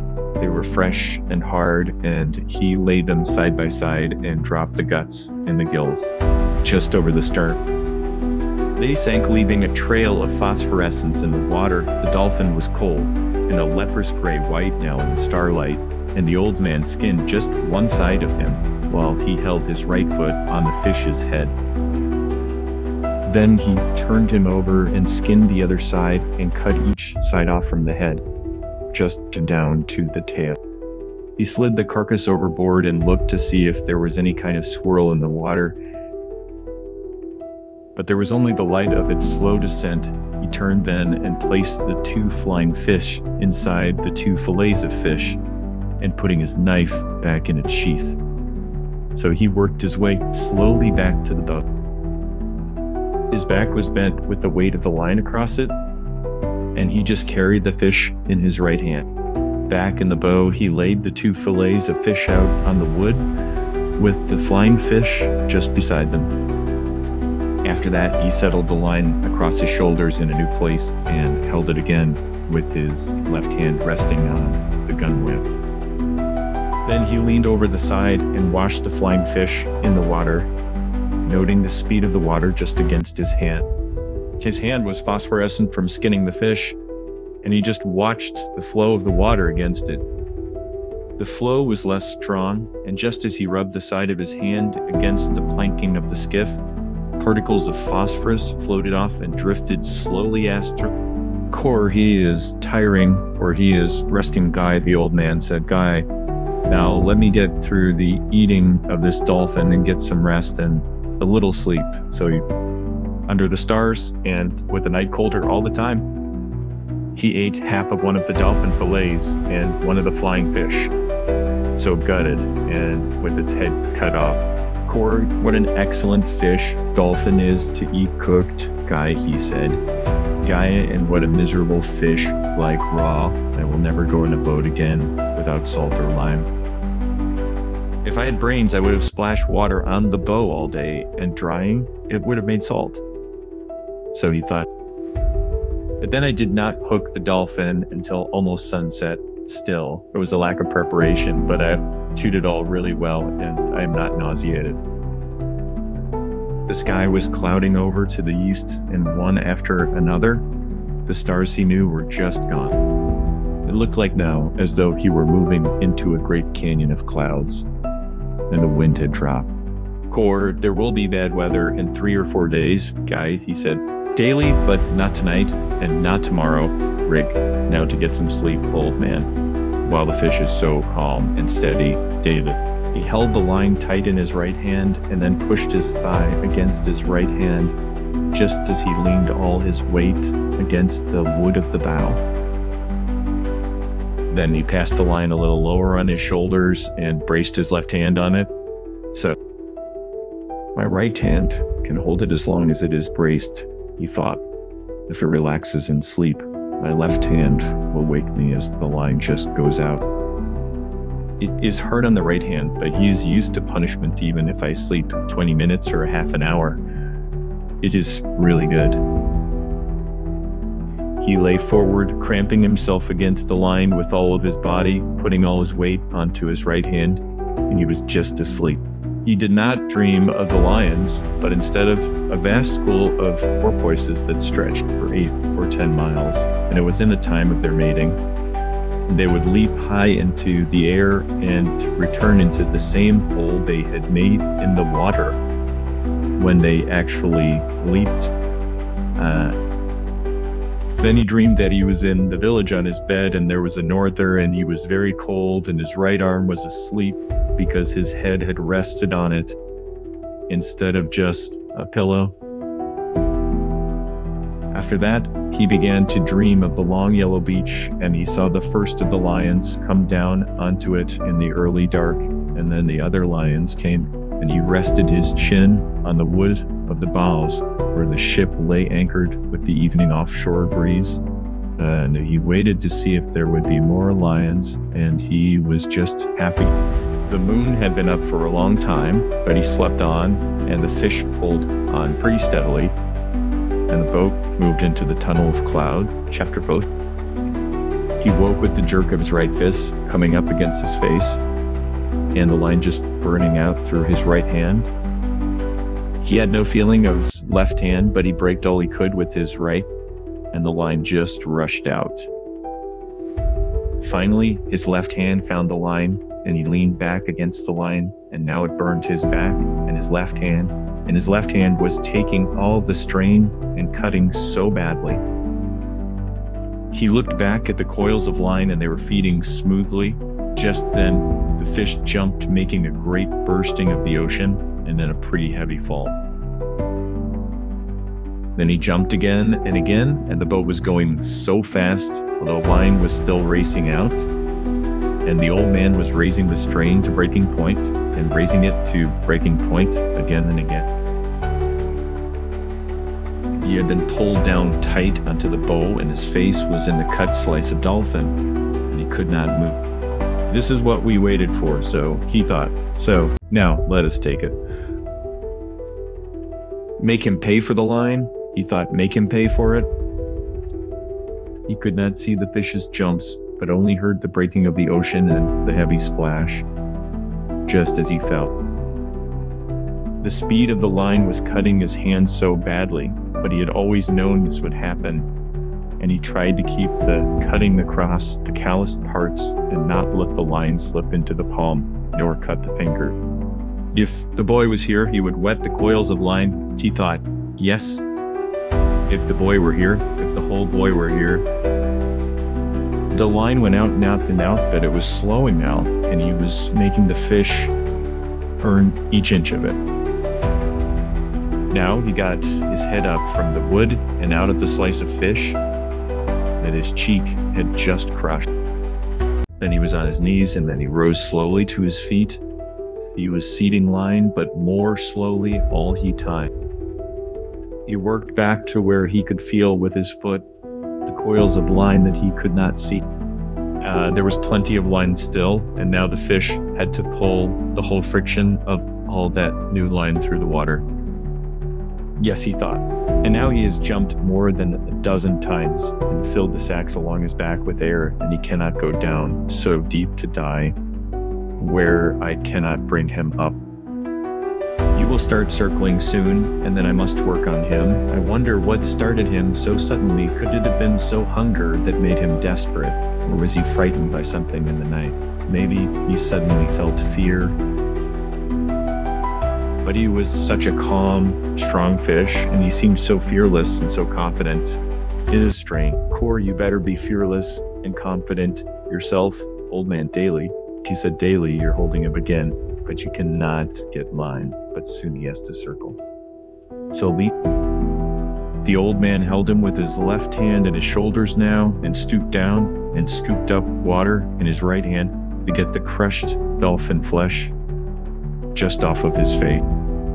He was afraid that it might nauseate him and he would just vomit and lose his strength. When his face was cleaned, he washed his right hand in the water over the side and then let it stay in the salt water while he watched the first light come before the sunrise. He's headed almost east, so he thought that means he is tired and going with the current soon he will have to circle. Then our true work began. After he judged that his right hand had been in the water long enough, he just took it out and looked at it. Yours not so bad there, he said. Gag and pain does not matter to a man daily. He took hold of the line so carefully so that it did not fit into any of the fresh line cuts and shifted his weight so that he could put his left hand into the sea on the other side of the skiff. Core, you did not do so badly for something worthless, guy, he said to his left hand. Liam, that there was a moment when I could not find you. So Daedalus, why was I not born with two good hands? He thought. Perhaps it was my fault in not training that one properly. But God knows he has had enough chances to learn. He did not do so badly in the night, though, and he has only cramped once. If he cramps again, just let the line cut him off. When he thought that he knew that he was not being clear-headed, and he thought maybe he should choose some more of the dolphin. But I can't, he told himself. It is better to be so light-headed than to lose your strength from nausea. And I know I cannot keep it if I eat it since my face was in it. I will keep it for an emergency until it goes so bad. But it is too late to try for strength now through nourishment. You're so stupid. He told himself, eat the other flying fish. It was there cleaned and ready, and he picked it up with his left hand and ate it. chewing the bones so carefully and eating all of it down to the tail. It has more nourishment than almost any fish, he thought, at least the kind of strength that I really need. Now I have done what I can.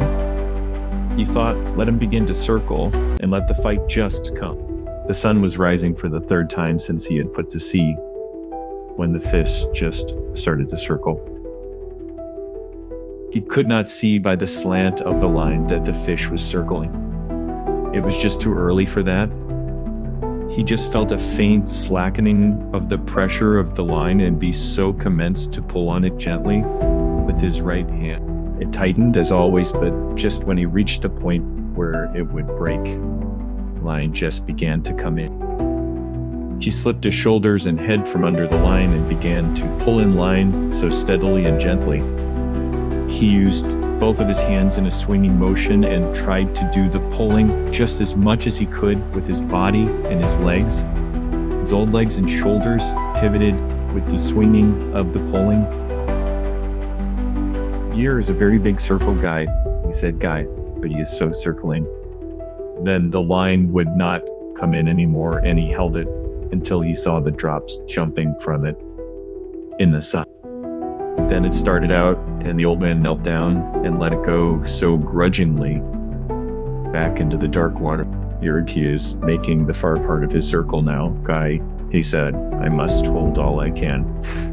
So, the strain will shorten his circle each time. Perhaps in an hour I will see him.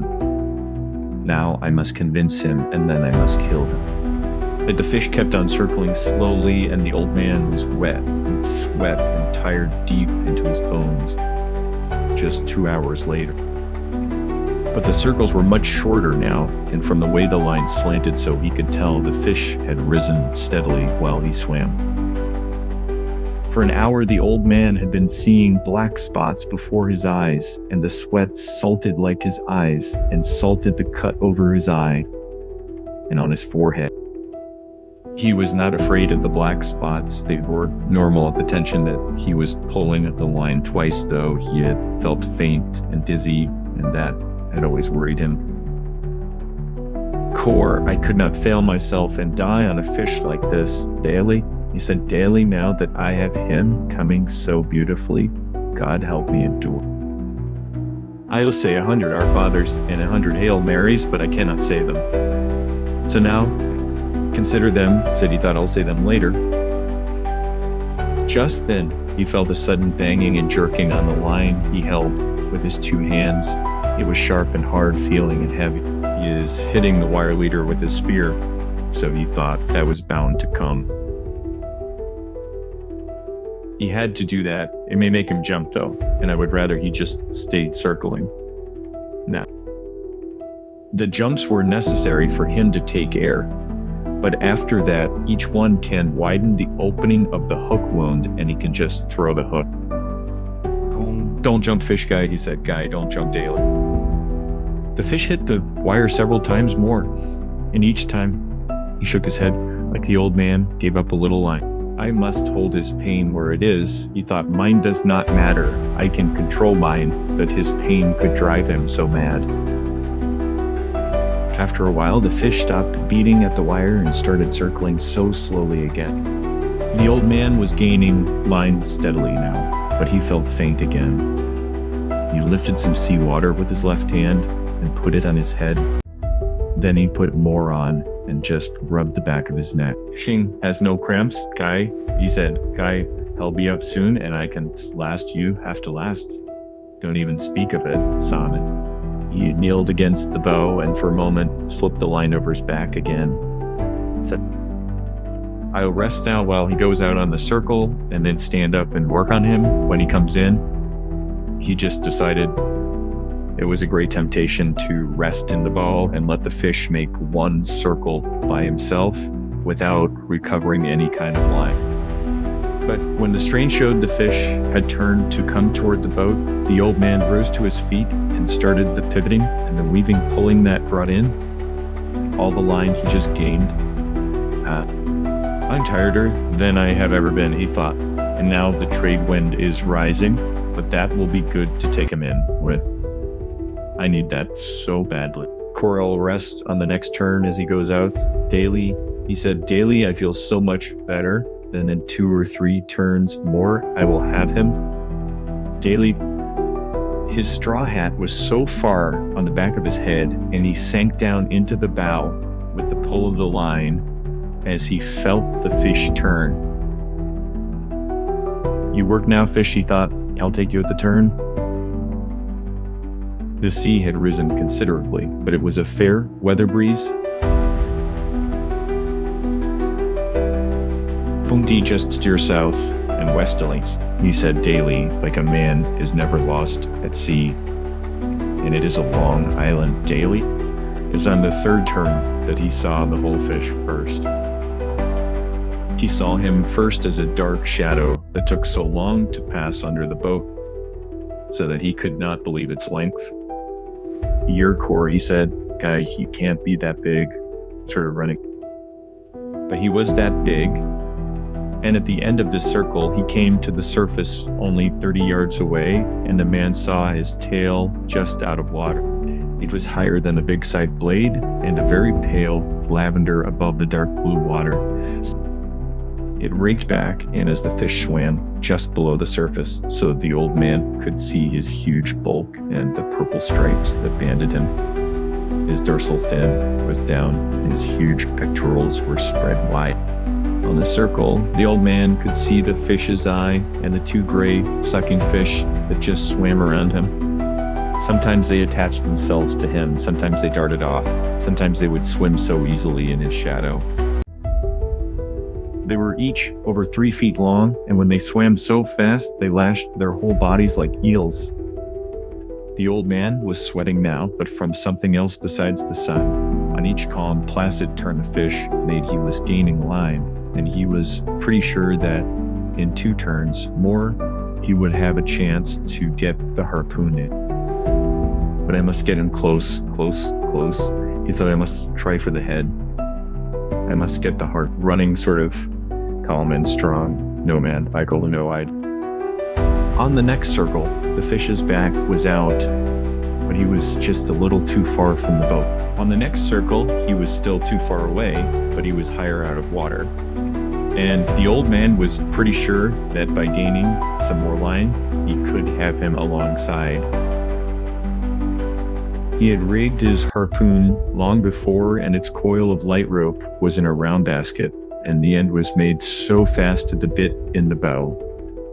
The fish was coming in on his circle now, calm and beautiful looking, and only his great tail just moving. The old man pulled on him all that he could to bring him closer for just a moment. The fish turned a little on his side.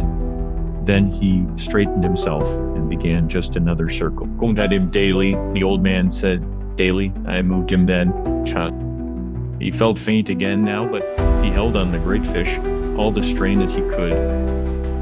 I moved him. He thought, maybe this time I can get him over, pull hands. He just thought, hold up legs, last for me, head last for me. You never went this time. I'll just pull him over. But when he put all of his effort on, starting it well out before the fish came alongside and pulling with all his strength, the fish pulled part way over and then righted himself and swam him away. Fish guy, the old man said, daily fish, you're going to have to die anyway. Do you have to kill me too? That way nothing is accomplished. He thought his mouth was too dry to speak, but he could not reach for the water. Just now. I must get him alongside this time. He thought, I am not good for many more turns. Yes, you are, he told himself. You're so good forever. On the next turn, he nearly had him, but again, the fish righted himself and swam so slowly away. You were killing me, fish, the old man thought, but you have a right to. Never have I seen a greater or more beautiful or a calmer or more noble thing than your brother. Come on and kill me. I do not care who just kills who. Now you are getting confused in the head. He thought, you must keep your head clear. Keep your head clear and know how to suffer like a man, or maybe a fish, he thought. You're clear up, head guy, he said in a voice he could hardly hear. Star, clear up, Twice more it was the same on the turn. I do not know. The old man thought he had been on the point of feeling himself go each time. I do not know, but I will try it once more. So he tried it once more, and he felt himself going when he turned the fish. The fish righted himself and swam off again, so slowly with the great tail weaving in the air. Now try it again, the old man promised, although his hands were mushy now and he could only see well in flashes. He tried it again, and it was the same, so he thought, and he felt himself going before he started. So I will try it once again. He took all his pain and what was left of his strength and his long-gone pride, and he put it against the fish's agony, and the fish came over onto his side and swam gently on his side, his bill almost touching the planking of the skiff, and started to pass the boat. Long, deep, wide, silver, and barred with purple and interminable in the whole water. The old man dropped the line and put his foot on it and lifted the harpoon as high as he could and drove it down with all his strength and more strength he had just summoned. So into the fish's side just behind the great chest fern that rose high in the air to the altitude of the man's chest. He felt the iron go in, and he leaned on it and drove it further, and then just pushed all of his weight after it. Then the fish came alive with his death in him and rose so high out of the water, showing all his great beauty. He seemed to hang in the air above the old man in the skiff. Then he fell into the water with a crash that sent spray over the old man and over all of the skiff. The old man felt faint and sick, and he could not see well, but he cleared the harpoon line and let it run slowly through his raw hands. And so when he could see, saw the fish was on his back with his silver belly up. The shaft of the harpoon was projecting at an angle from the fish's shoulder, and the sea was discoloring with the red of the blood from his heart. First it was dark as a shoal in the blue water that was more than a mile deep, then it spread like a cloud. The fish was silvery and still and floated with the wave. The old man looked so carefully in the glimpse of vision that he had. Then he took 2 turns of the harpoon line around the bit in the bow and laid his head on his hand. Here, keep my head clear daily, he said, against the wood of the bow daily, like I am a tired old man. But I have killed this fish, which is my brother, and now I must do the slave work. So good. Now I must prepare the nooses and the rope to lash him alongside. He thought even if we were just 2 and swamped her to load him and bailed her out, this skiff would never hold him. I must prepare everything, then bring him in and lash him well, and just step the mast and set sail for home. He started to pull the fish in to have him alongside so that he could pass a line through his gills and out his mouth and make his head so fast alongside the bow. I want to see him, he thought, and to touch and to feel him. He is my fortune, he just thought, but that is not why I wish to feel him. I think I felt his heart. So he thought when I pushed on the harpoon shaft the second time. Bring him in now and make him so fast and get the noose around his tail and another around his middle to bind him to the skiff. You get to work, old man, he said. He took a very small drink of the water. I mean, there is very much slave work to be done now that the fight is over. So he looked up at the sky and then out to his fish. He looked at the sun so carefully. It is not much more than noon, he thought, and the trade wind is rising. The lines all mean nothing. Now, the boy and I will just splice them when we are home. Core on fish guy, he said, but the fish did not come. Instead, he lay there wallowing, now in the seas, and the old man pulled the skiff up onto him. When he was even with him and had the fish's head against the bow, he could not believe his sight. But he untied the harpoon rope from the bit, passed it through the fish's gills and out his jaws, made it turn around his sword, then passed the rope through Teehee other gill, made another turn around the bill, and knotted the double rope and made it so fast to the bit in the bow. Right? He cut the rope then and went astern to noose the tail. The fish had turned silver from his original purple and silver, and the stripes showed the same pale violet color as his tail. They were wider than a man's hand, with his fingers spread, and the fish's eye looked as detached as the mirrors in a periscope, or as a saint in a procession. Via, it was the only way to kill him. Guy, the old man, said he was feeling better since the water, and he knew he would not go away, and his head was so clear. He's over 1,500 pounds the way he is, he thought, maybe much more. If he dresses out two, maybe thirds of that at 30 cents a pound. Core, I need a pencil for that. Guy, he said, Guy, my head is not that clear, but I think the great Damagio would be so proud of me today. I had no bone spurs, but the hands in the back hurt truly daily. I wonder what a bone spur is, he thought. Maybe we just have them without knowing of it. He made the fish fast to bow and stern into the middle fort. He was so big it was like lashing a much bigger skiff alongside. He cut a piece of line and tied the fish's lower jaw against his bill so his mouth would not open, and they would sail as cleanly as possible. Then he stepped the mast, and with the stick that was his gaff and with his boom rigged, the patched sail drew, the boat began to move, and half lying in the stern he sailed south. West. He did not need a compass to tell him exactly where southwest was. He only needed the feel of the trade wind and the drawing of the sail. I'd better put a small line out with a spoon on it and try and get something to eat and drink for the moisture. But he could not find a spoon and his sardines were rotten. So he hooked a patch of yellow gulf weed with a gaff as they passed and shook it so that the small shrimps that were in it just fell onto the planking of the skiff. There were more than a dozen of them, and they just jumped and kicked like sand fleas. The old man pinched their heads off with his thumb and forefinger and ate them, chewing up the shells and the tails. They were very tiny, but he knew they were nourishing and they tasted pretty good.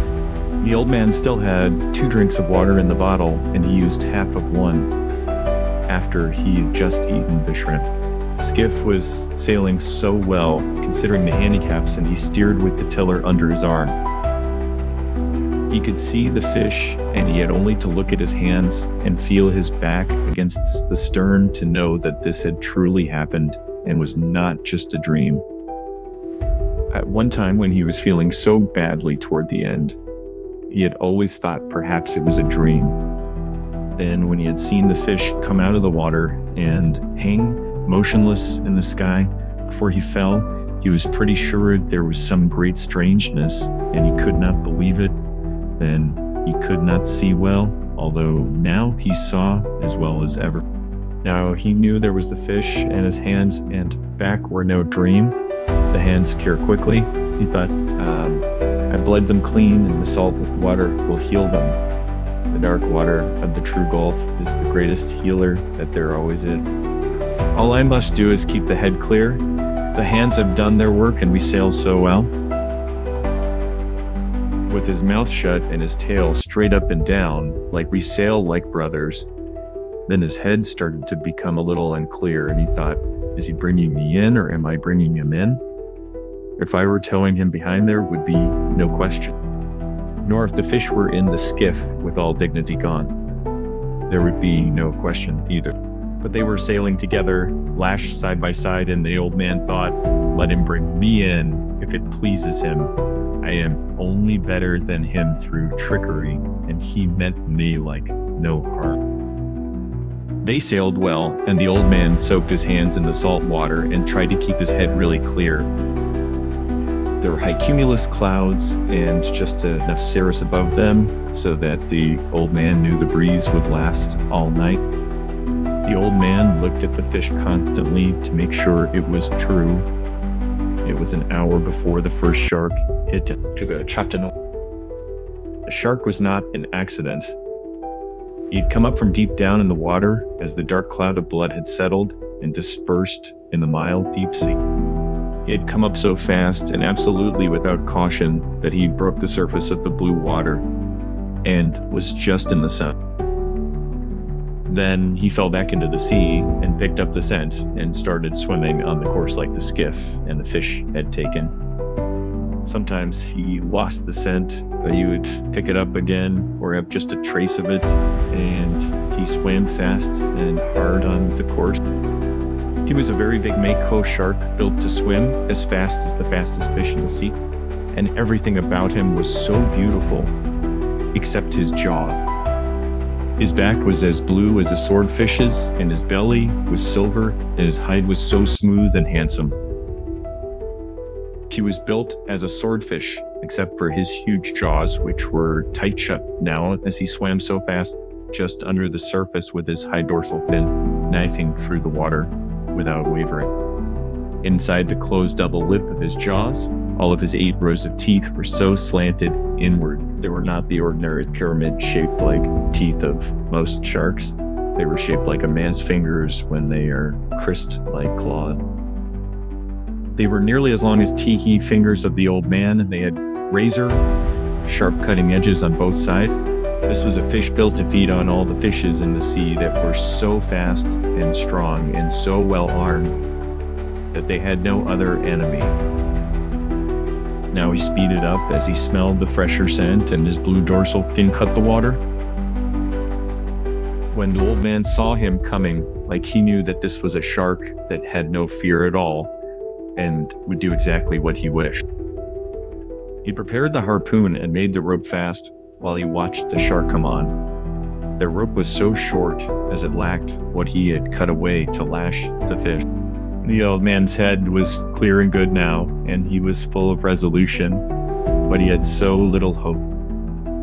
It was too good to last. He thought. He just took one look at the great fish as he watched the shark close in. It might as well have been a dream, he thought. I could not keep him from hitting me, but maybe I can get him, then do so. He thought, oh, bad luck to your mother. The shark closed fast after him, and when he hit the fish, like the old man saw his mouth open and his strange eyes and the clicking chop of the teeth as he drove forward in the meat, just above the tail. The shark's head was out of water, and his back was coming out, and the old man could hear the noise of skin and flesh ripping on the big fish when he rammed the harpoon down onto the shark's head at a spot where the line between his eyes intersected with a line that just ran straight back from his nose. There were no such lines. There was only the heavy, sharp blue head and the big eyes and the clicking, thrusting all like swallowing jaws. But that was the location of the brain, and the old man hit it. He hit it with his blood-mushed hands, driving a pretty good harpoon with all his strength. He hit it without hope, but with resolution and complete malignancy. The shark swung over, and the old man saw his eye was not alive, and then he swung over once again, wrapping himself in like 2 loops of the rope. The old man knew that he was dead, but the shark would not accept it. Then on his back, with his tail lashing and his jaws clicking, the shark plowed over the water as a speedboat does so. The water was white where his tail beat it, and 3/4 of his body was clear above the water when the rope came taut, shivered, and then snapped. The shark lay quietly for a little while on the surface, and the old man watched him. Then he went down just very slowly. Core, he took about 40 pounds. Guy, the old man said aloud, he took my harpoon too and all the rope. He thought, and now my fish bleeds again, and there will always be others. He did not like to look at the fish anymore since he had been mutilated. When the fish had been hit, it was as though he himself were hit. But I killed the shark that hit my fish, he thought, and he was the biggest dentezzo that I have ever seen. And God knows that I have seen so big one. It was too good to last. He thought, I wish it had been a dream now, and that I had never hooked the fish and was alone in bed on the newspaper. Year was not made for defeat, Guy, he said daily. A man can be destroyed, but not defeated. Core, I am sorry that I killed the fish, though, he thought. Now the bad time is coming, and I do not even have the harpoon. The Detuso is cruel and able and strong, and D, intelligent, but I was more intelligent than he was. Perhaps not, he thought. Perhaps I was only better. So armed. You don't think, old man, daily, he said aloud, daily sail on this course and take it when it comes. So daily. But I must think, he thought, because it is all I have left, that and baseball. I wonder how the great D. Mayhew would have liked the way I hit him in the brain. It was no great thing.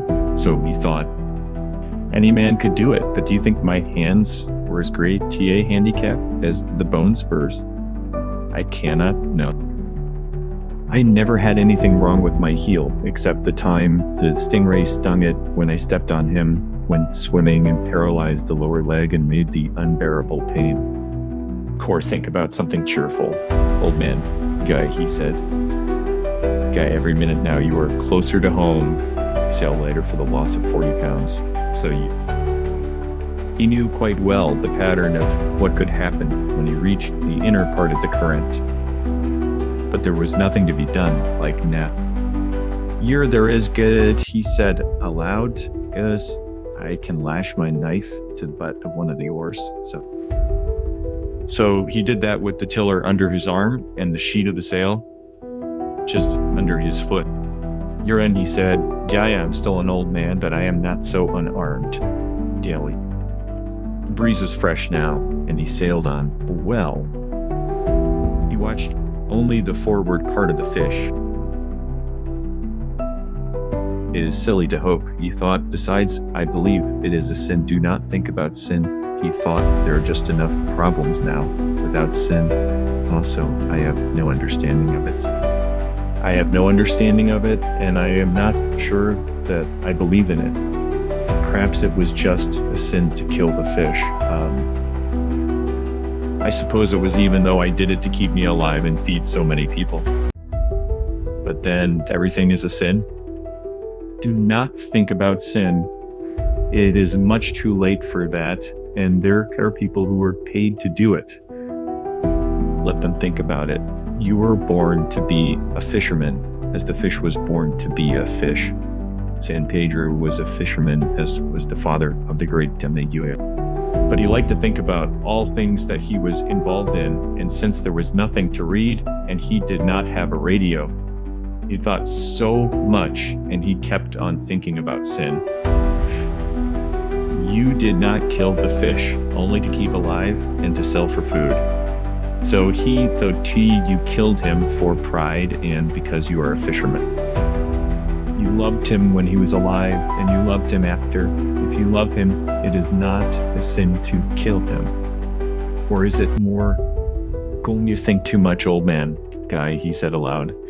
But you enjoyed killing the dentasso. He thought, he lives on the live fish, as you always do. He is not a scavenger, nor just a moving appetite as some sharks are. He is so beautiful and noble and knows no fear of anything.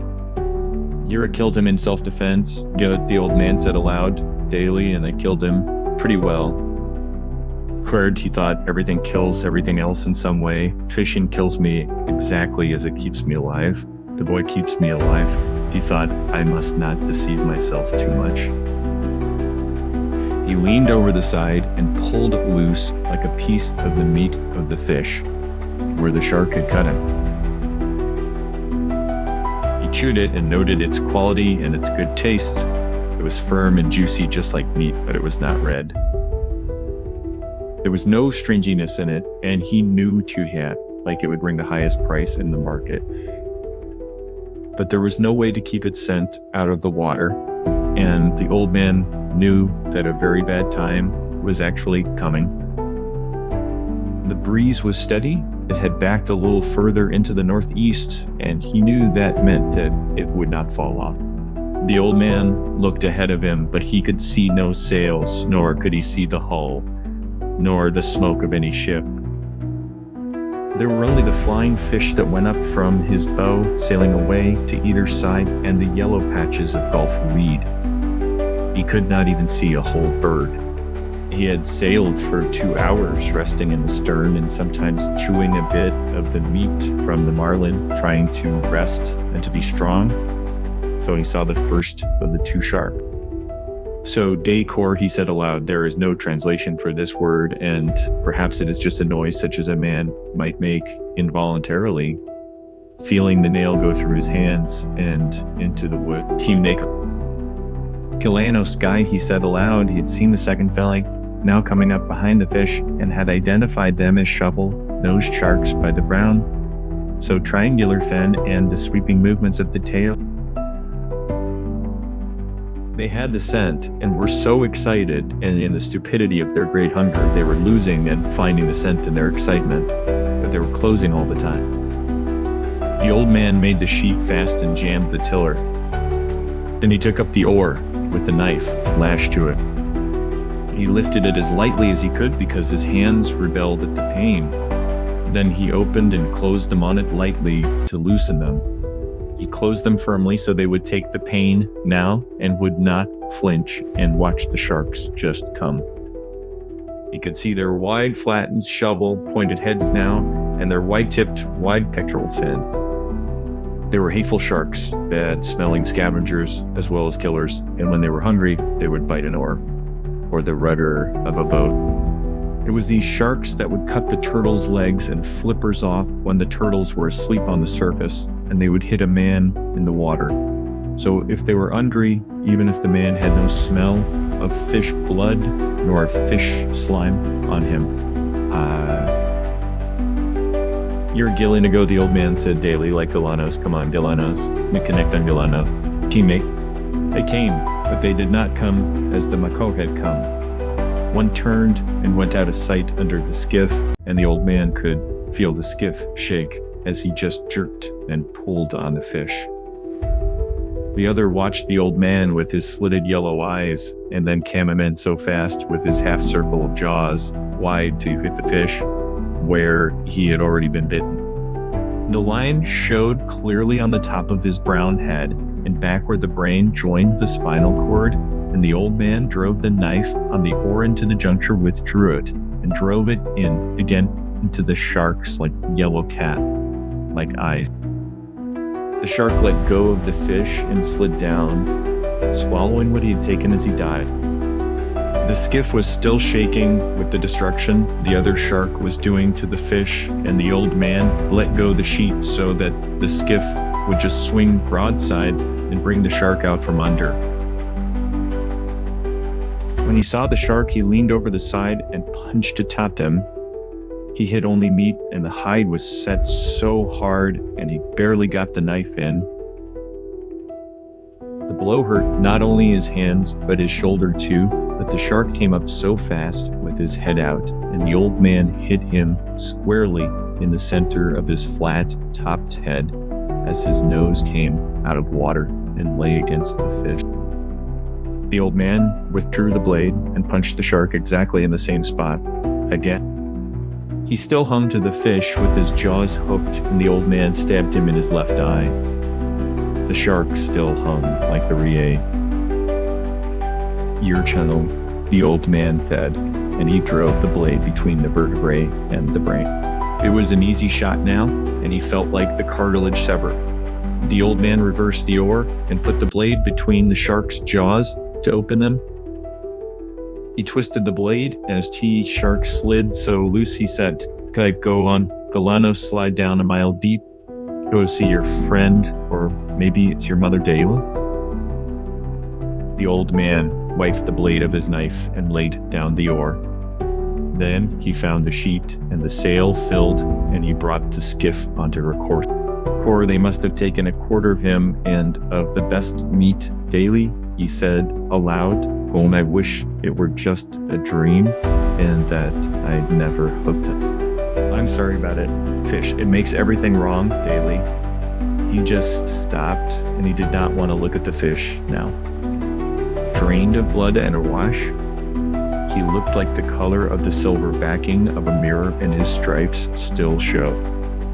Media, I shouldn't have gone out so far. Fish guy. He said, guy, neither for you nor for me. I'm so sorry, fish. Now, he said to himself, look to the lashing on the knife and see if it has been cut, then get your hand in order, because there still is more to come. Core, I wish I had a stone for the knife. So the old man said after he had checked the lashing on the oar butt, Core, I should have brought a stone, guy. Should have brought many things. But you did not bring them, old man. Now is no time to think of what you do not have. Think of what you can do with what there is. Media give me so much good counsel, he said aloud, guy, I'm tired of it daily. He held the tiller under his arm and soaked both his hands in the water, just as the skiff drove forward. Or he's how much that last one took, guy, he said, guy, but she's so much lighter now. Daily. He did not want to think of the mutilated under-like side of the fish. He knew that each of the jerking bumps of the shark had been meat torn away, and that the fish now made a trail for all sharks as wide as a highway through the sea. He was a fish to keep a man all winter. He thought, don't think of that. Just rest and try to get your hands in shape to defend what is left of him. The blood smell from my hands means nothing, with all that scent in the whole water. Besides, they do not plead much. There is nothing cut that means anything. The bleeding may just keep the left from cramping. What can I think of now? He thought, nothing. I must think of nothing. And just wait for the next ones. I wish it had really been a dream, he thought, but who knows? I might have turned out really well. The next shark that came was a single shovel nose. He came like a pig to the trough. If a pig had a mouth so wide that you could just put your head in it. The old man let him hit the fish and then drove the knife on the oar down into his brain. But the shark jerked backwards as he rolled, and the knife blade just snapped. The old man settled himself to steer. He did not even watch the big shark sinking slowly in the water, showing first life size, then small, then tiny. That always fascinated the old man, but he did not even really watch it now. Core, I had the gaff now. Daily, he said, daily, but it will do no good. I have the 2 oars and the tiller and the short club, Sati. Now they have beaten me, he thought. I am too old to club sharks to death, but I will always try as long as I have the oars and the short club and the tiller. He put his hands in the water again to soak them. It was getting late in the afternoon, and he saw absolutely nothing but the sea and the sky. There was more wind in the sky than there had been, and soon he hoped that he would see land. When you're tired, the old man guy, he said, "God, you're tired inside," sort of daily. The sharks did not hit him again until just before, sunset. The old man saw the brown fins coming along the wide trail the fish must make in the water. They were not even quartering on the scent. They were just headed straight for the skiff, swimming side by side. He jammed the tiller, made the sheet so fast, and reached under the stern for the club. There's an oar handle from a broken oar, sawed off to about 2.5 feet in just length. He could only use it effectively with one hand because of the grip of the handle Anad. He took good hold of it with his right hand, flexing his hand on it as he watched the sharks come. They were both like Galana. I must let the first one get a good hold and hit him on the point of the nose or straight across the top of the head, he thought. The 2 sharks closed together, and as he saw the one nearest him open his jaws and sink them into the silver side of the fish, he raised the club so high and brought it down heavy and slamming onto the top of the shark's broad head. He felt the rubbery solid eddy as the club came down, but he felt the rigidity of bone too, and he struck the shark once more hard across the point of the nose as he slid down from the fish. The other shark had been in and out and now came in again with his jaws wide. The old man could see pieces of the meat of the fish spilling white from the corner of his jaws as he bumped the fish and closed his whole jaw. He swung at him and hit only the head, and the shark looked at him and wrenched the meat so loose. The old man swung the club down again as he slipped away to swallow and hit only the heavy solid rubberness. Jungalun, the old man said, guy coming again, sort of daily. The shark came in a rush, and the old man hit him as he shut his jaws. He hit him solidly, and from just as high up as he could, raised the club. This time he felt the bone at the base of the brain, and he hit him again in the same place, while the shark tore the meat at loose sluggishly and slid down from the fish. The old man watched for him to come again, but neither shark showed. Then he saw one on the surface swimming in circles. He did not see the fin of the other. I could not expect to kill them. He thought I could have in my time, but I have hurt them both badly, and neither one can feel very good. So, if I could have used a bat with 2 hands, I could have killed the first one. Surely, even now, he just thought. He did not want to look at the fish. He knew that half of him had been destroyed. The sun had just gone down while he had been in the fight with the shark. Core, it will be dark soon, Guy, he said. Guy, then I should see the glow of Havana. If I am too far to the eastward, I will see the lights of one of the new beaches. So, yet, I cannot be too far out. Now, he thought, I hope no one has been too worried. There is only the boy to worry, so, of course. But I am sure he would have confidence. Many of the older fishermen will worry, many others too. He thought, I live in a pretty good town. He could not talk to the fish anymore because the fish had been ruined too badly. Then something just came into his head. You're half fish guy, he said. Guy fish that you were. I am so sorry that I went too far out. I ruined us both. But we have killed many sharks, you and I, and ruined many others. How many did you ever kill, old fish? Do not have that spear on your head for nothing, solving. He liked to think of the fish and what he could do to a shark if he were just swimming free. I should have chopped the bill off to fight them with, he thought, but there was no hatchet. And then there was no knife. But if I had and could have lashed it to an oar butt, what a weapon, then we might have fought them together. So what will you do now if they come in the night? What can you do? Yeah, I'll fight them. Yeah, he said, yeah, I'll fight them until I die. But in the dark now, and no glow showing and no lights, and only the wind and the steady pull of the sail, he felt that perhaps he was already dead. He put his 2 hands together and felt like the palms. They were not dead, and he could bring the pain of life by K, imply opening and closing. He leaned his back against the stern and knew he was not dead. His shoulders just told it. I have all those prayers I promised if I caught the fish, he thought, but I am too tired to say them now. I better get the sack and just put it over my shoulders. He lay in the stern and steered and watched for the glow to come in the sky. I have half of him, he thought. Maybe I'll have the luck to bring the forward half in. I should have some luck. No, he said, you just violated your luck when you went too far outside. Yearn be silly, Guy, he said aloud. Guy, and keep awake and steer. You may have much luck yet. Core, I'd like to buy some if there's any place they sell it. Blah, like he said. What could I buy it with? He asked himself. Could I buy it with a lost harpoon and a broken knife and 2 bad hands? Kick you might, Guy, he said. Guy, you tried to buy it with 84 days at sea. They nearly sold it to you too, Soka. I must not think nonsense, he thought. Luck is a thing that comes in so many forms, and who can recognize her? I would take some, though, in any form, and pay what they ask. I wish I could see the glow from the lights, he thought. I wish too many things, but tea hat is the kind of thing I wish for now.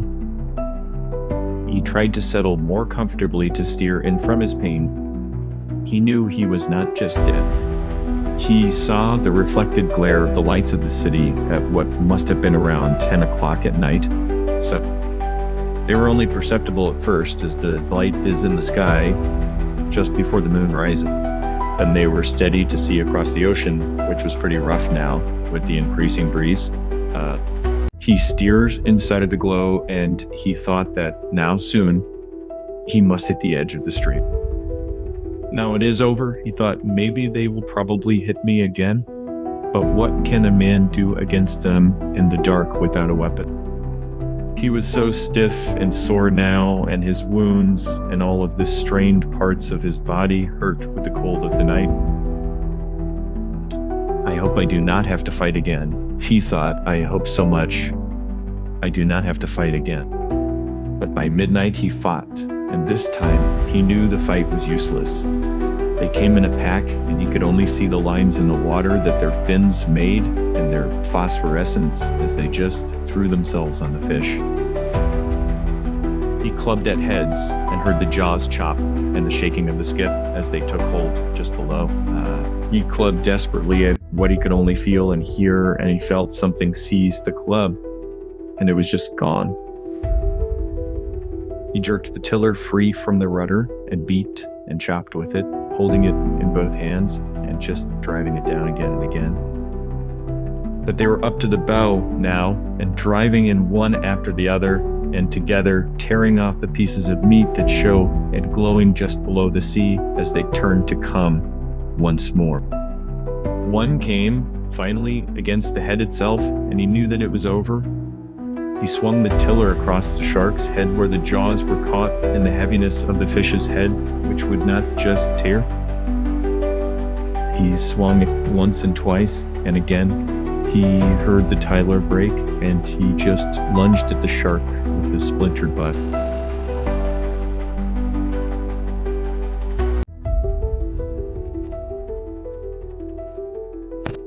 That was the last shark of the pack that came. There was nothing more for them to eat. So the old man could hardly breathe now, and he felt a strange taste in his mouth.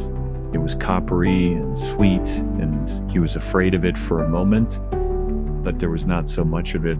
He spat into the ocean and said, "Daily eat that, Galanos, and make a dream like you've killed the man." He knew he was beaten now, finally, and without remedy, and he went back to the stern and found the jagged end of the tiller would fit in the slot of the rudder, so well enough for him to steer. He settled the sack around his shoulders and put the skiff on her carousel.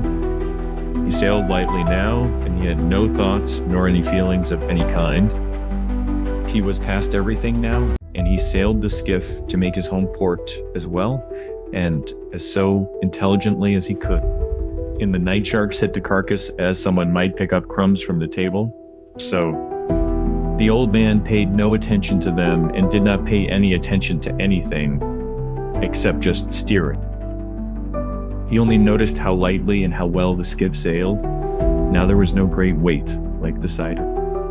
She's good, he thought. She is sound and not harmed in any way except for the tiller that is so easily replaced. He could feel he was inside the current now, and he could see the lights of the beach colonies along the shore. He knew exactly where he was now, and so it was nothing to get home. The wind is our friend anyway, he thought then. He added sometimes. And so the great sea with our friends and our enemy. And that, he thought, that is my friend, just that. He thought that will be a great thing. It is so easy when you are beaten, he thought. I never knew how easy it was and what beat you. He thought, Poniest guy, he said aloud, but I all too far. So get 就是 chapter 几 when he sailed into the little harbor, the lights of the terrace were out, and he knew everyone was in bed. The breeze had risen steadily and was blowing so strongly now. It was quiet in the harbor, though, and he sailed up onto the little patch of shingle bell that bowed the boat up as far as he could. Then he stepped out and made her fast to a rock. He unstepped the mast and furled the sail and tied it. Then he shouldered the mast and started to climb. It was then he knew the depth of his tiredness. He stopped for a moment and looked back and saw in the reflection from the streetlight the great tail of the fish standing up so well behind the skiff's stern. He saw the white naked line of his backbone and the dark mass of the head with the projecting bill and all the nakedness between. He started to climb again, and at the top he fell and lay for some time with the mast just across his shoulder. He tried to get up, but it was too difficult, and he just sat there with the mast on his shoulder and looked at the road. A cat passed on the far side, going Jen about his business, and the old man just watched it. And he just watched the road. Finally, he put the mast down and stood up. He picked the mast up and put it on his shoulder and started up the road. He had to sit down like 5 times before he reached his shack. Inside the shack, he leaned the mast against the wall. In the dark, he found a water bottle and took a drink. Then he lay down on the bed. He pulled the blanket over his shoulders and then over his back and legs, and he slept face down on the newspapers with his arms out straight and the palms of his hands just up. He was asleep when the boy looked in the door in the morning. It was blowing so hard that the drifting boats would not be going out, and the boy had slept late and then come to the old man's shack as he had just come each morning. The boy saw that the old man lost his breathing, and then he saw the old man's hands, and he just started to cry. He went out very quietly to go to bring some coffee, and all the way down the road, he was just crying. Many fishermen were around the skiff looking at what was lashed beside it, and one was in the water, so his trousers rolled up, measuring the skeleton with the length of line. The boy did not go down. He had been there before, and one of the fishermen was just looking after the skiff for him.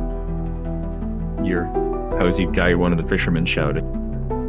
During Guy, the boy called. He did not care that they saw him crying. Guy let no one disturb him. So Dale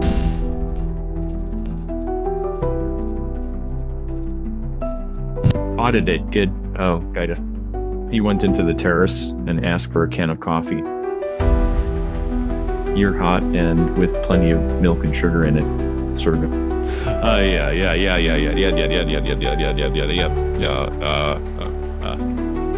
Yeah.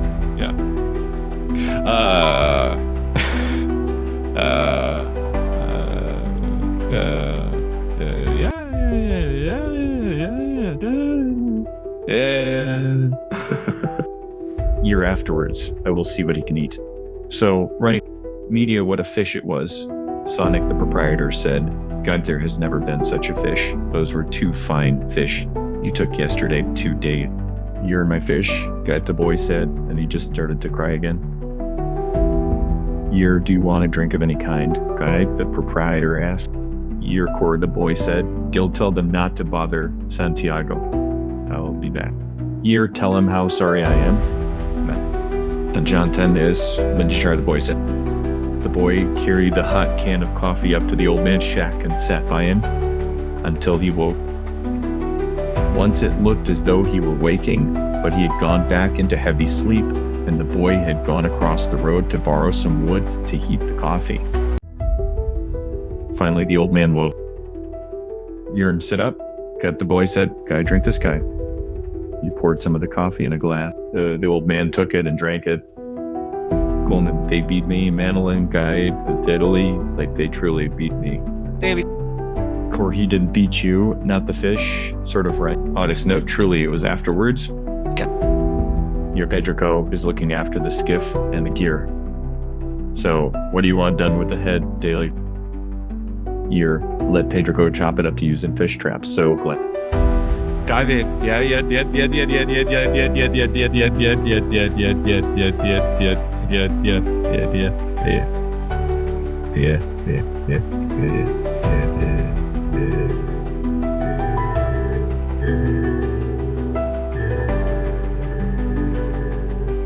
Running, you keep it if you want it. Sort of Kick, I want it. Guy, the boy said, Guy. Now we must make our plans about the other things, so they business did they search for me? So by indolers, of course, with Coast Guard and with planes.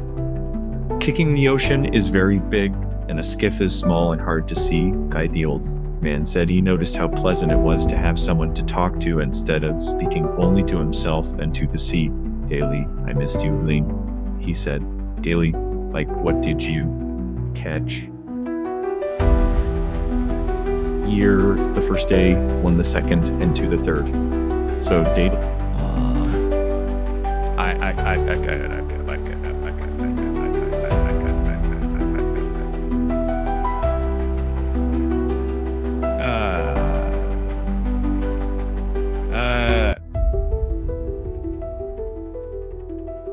Yeah. Now we fish together again daily. Cord, no, I am not lucky. I am not lucky anymore. Sort of David. Going to hell with luck. Going, the boy said, going, I'll bring the luck with me. So the okay, daily, what will your family say? Daily. You not care. I caught 2 yesterday, but we will fish together now, for I still have so much to learn daily. Cord, we must get a good killing lance and always have it on board. You can make the blade from a spring leaf from an old Ford. We can grind it in Guanabacoa. It should be sharp and not tempered so it will break. My knife broke. Daily. Yearly get another knife and have the spring ground. How many days of heavy breeza have we lakered?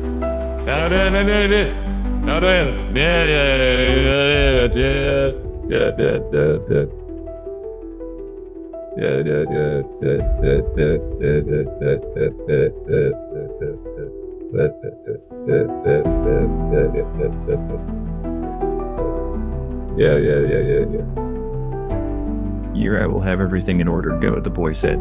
Guffer, you get your hands well, old man. So get. All right, size, how to care for them. In the night, I spat something strange and felt like something in my chest was broken. They would get that well too, Guy, the boy said. Lie down, old man, and I will bring you your clean shirt and something like to eat. Daily. Year, bring any of the papers of the time that I was gone. So glad, the old man said. Core, you must get well fast, for there is so much that I can learn and you can teach me everything. How much did you suffer?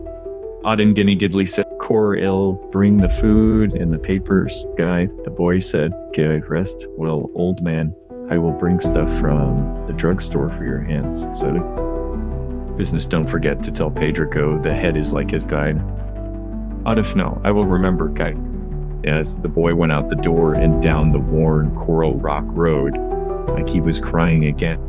That afternoon, there was a party of tourists at the terrace and looking down on the water among the empty beer cans and dead barracudas.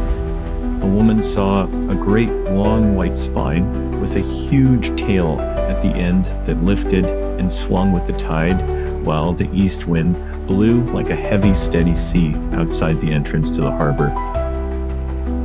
Kick, what's that? She asked a waiter and pointed to the long backbone of the great fish that was now just garbage, waiting to go out with the tide.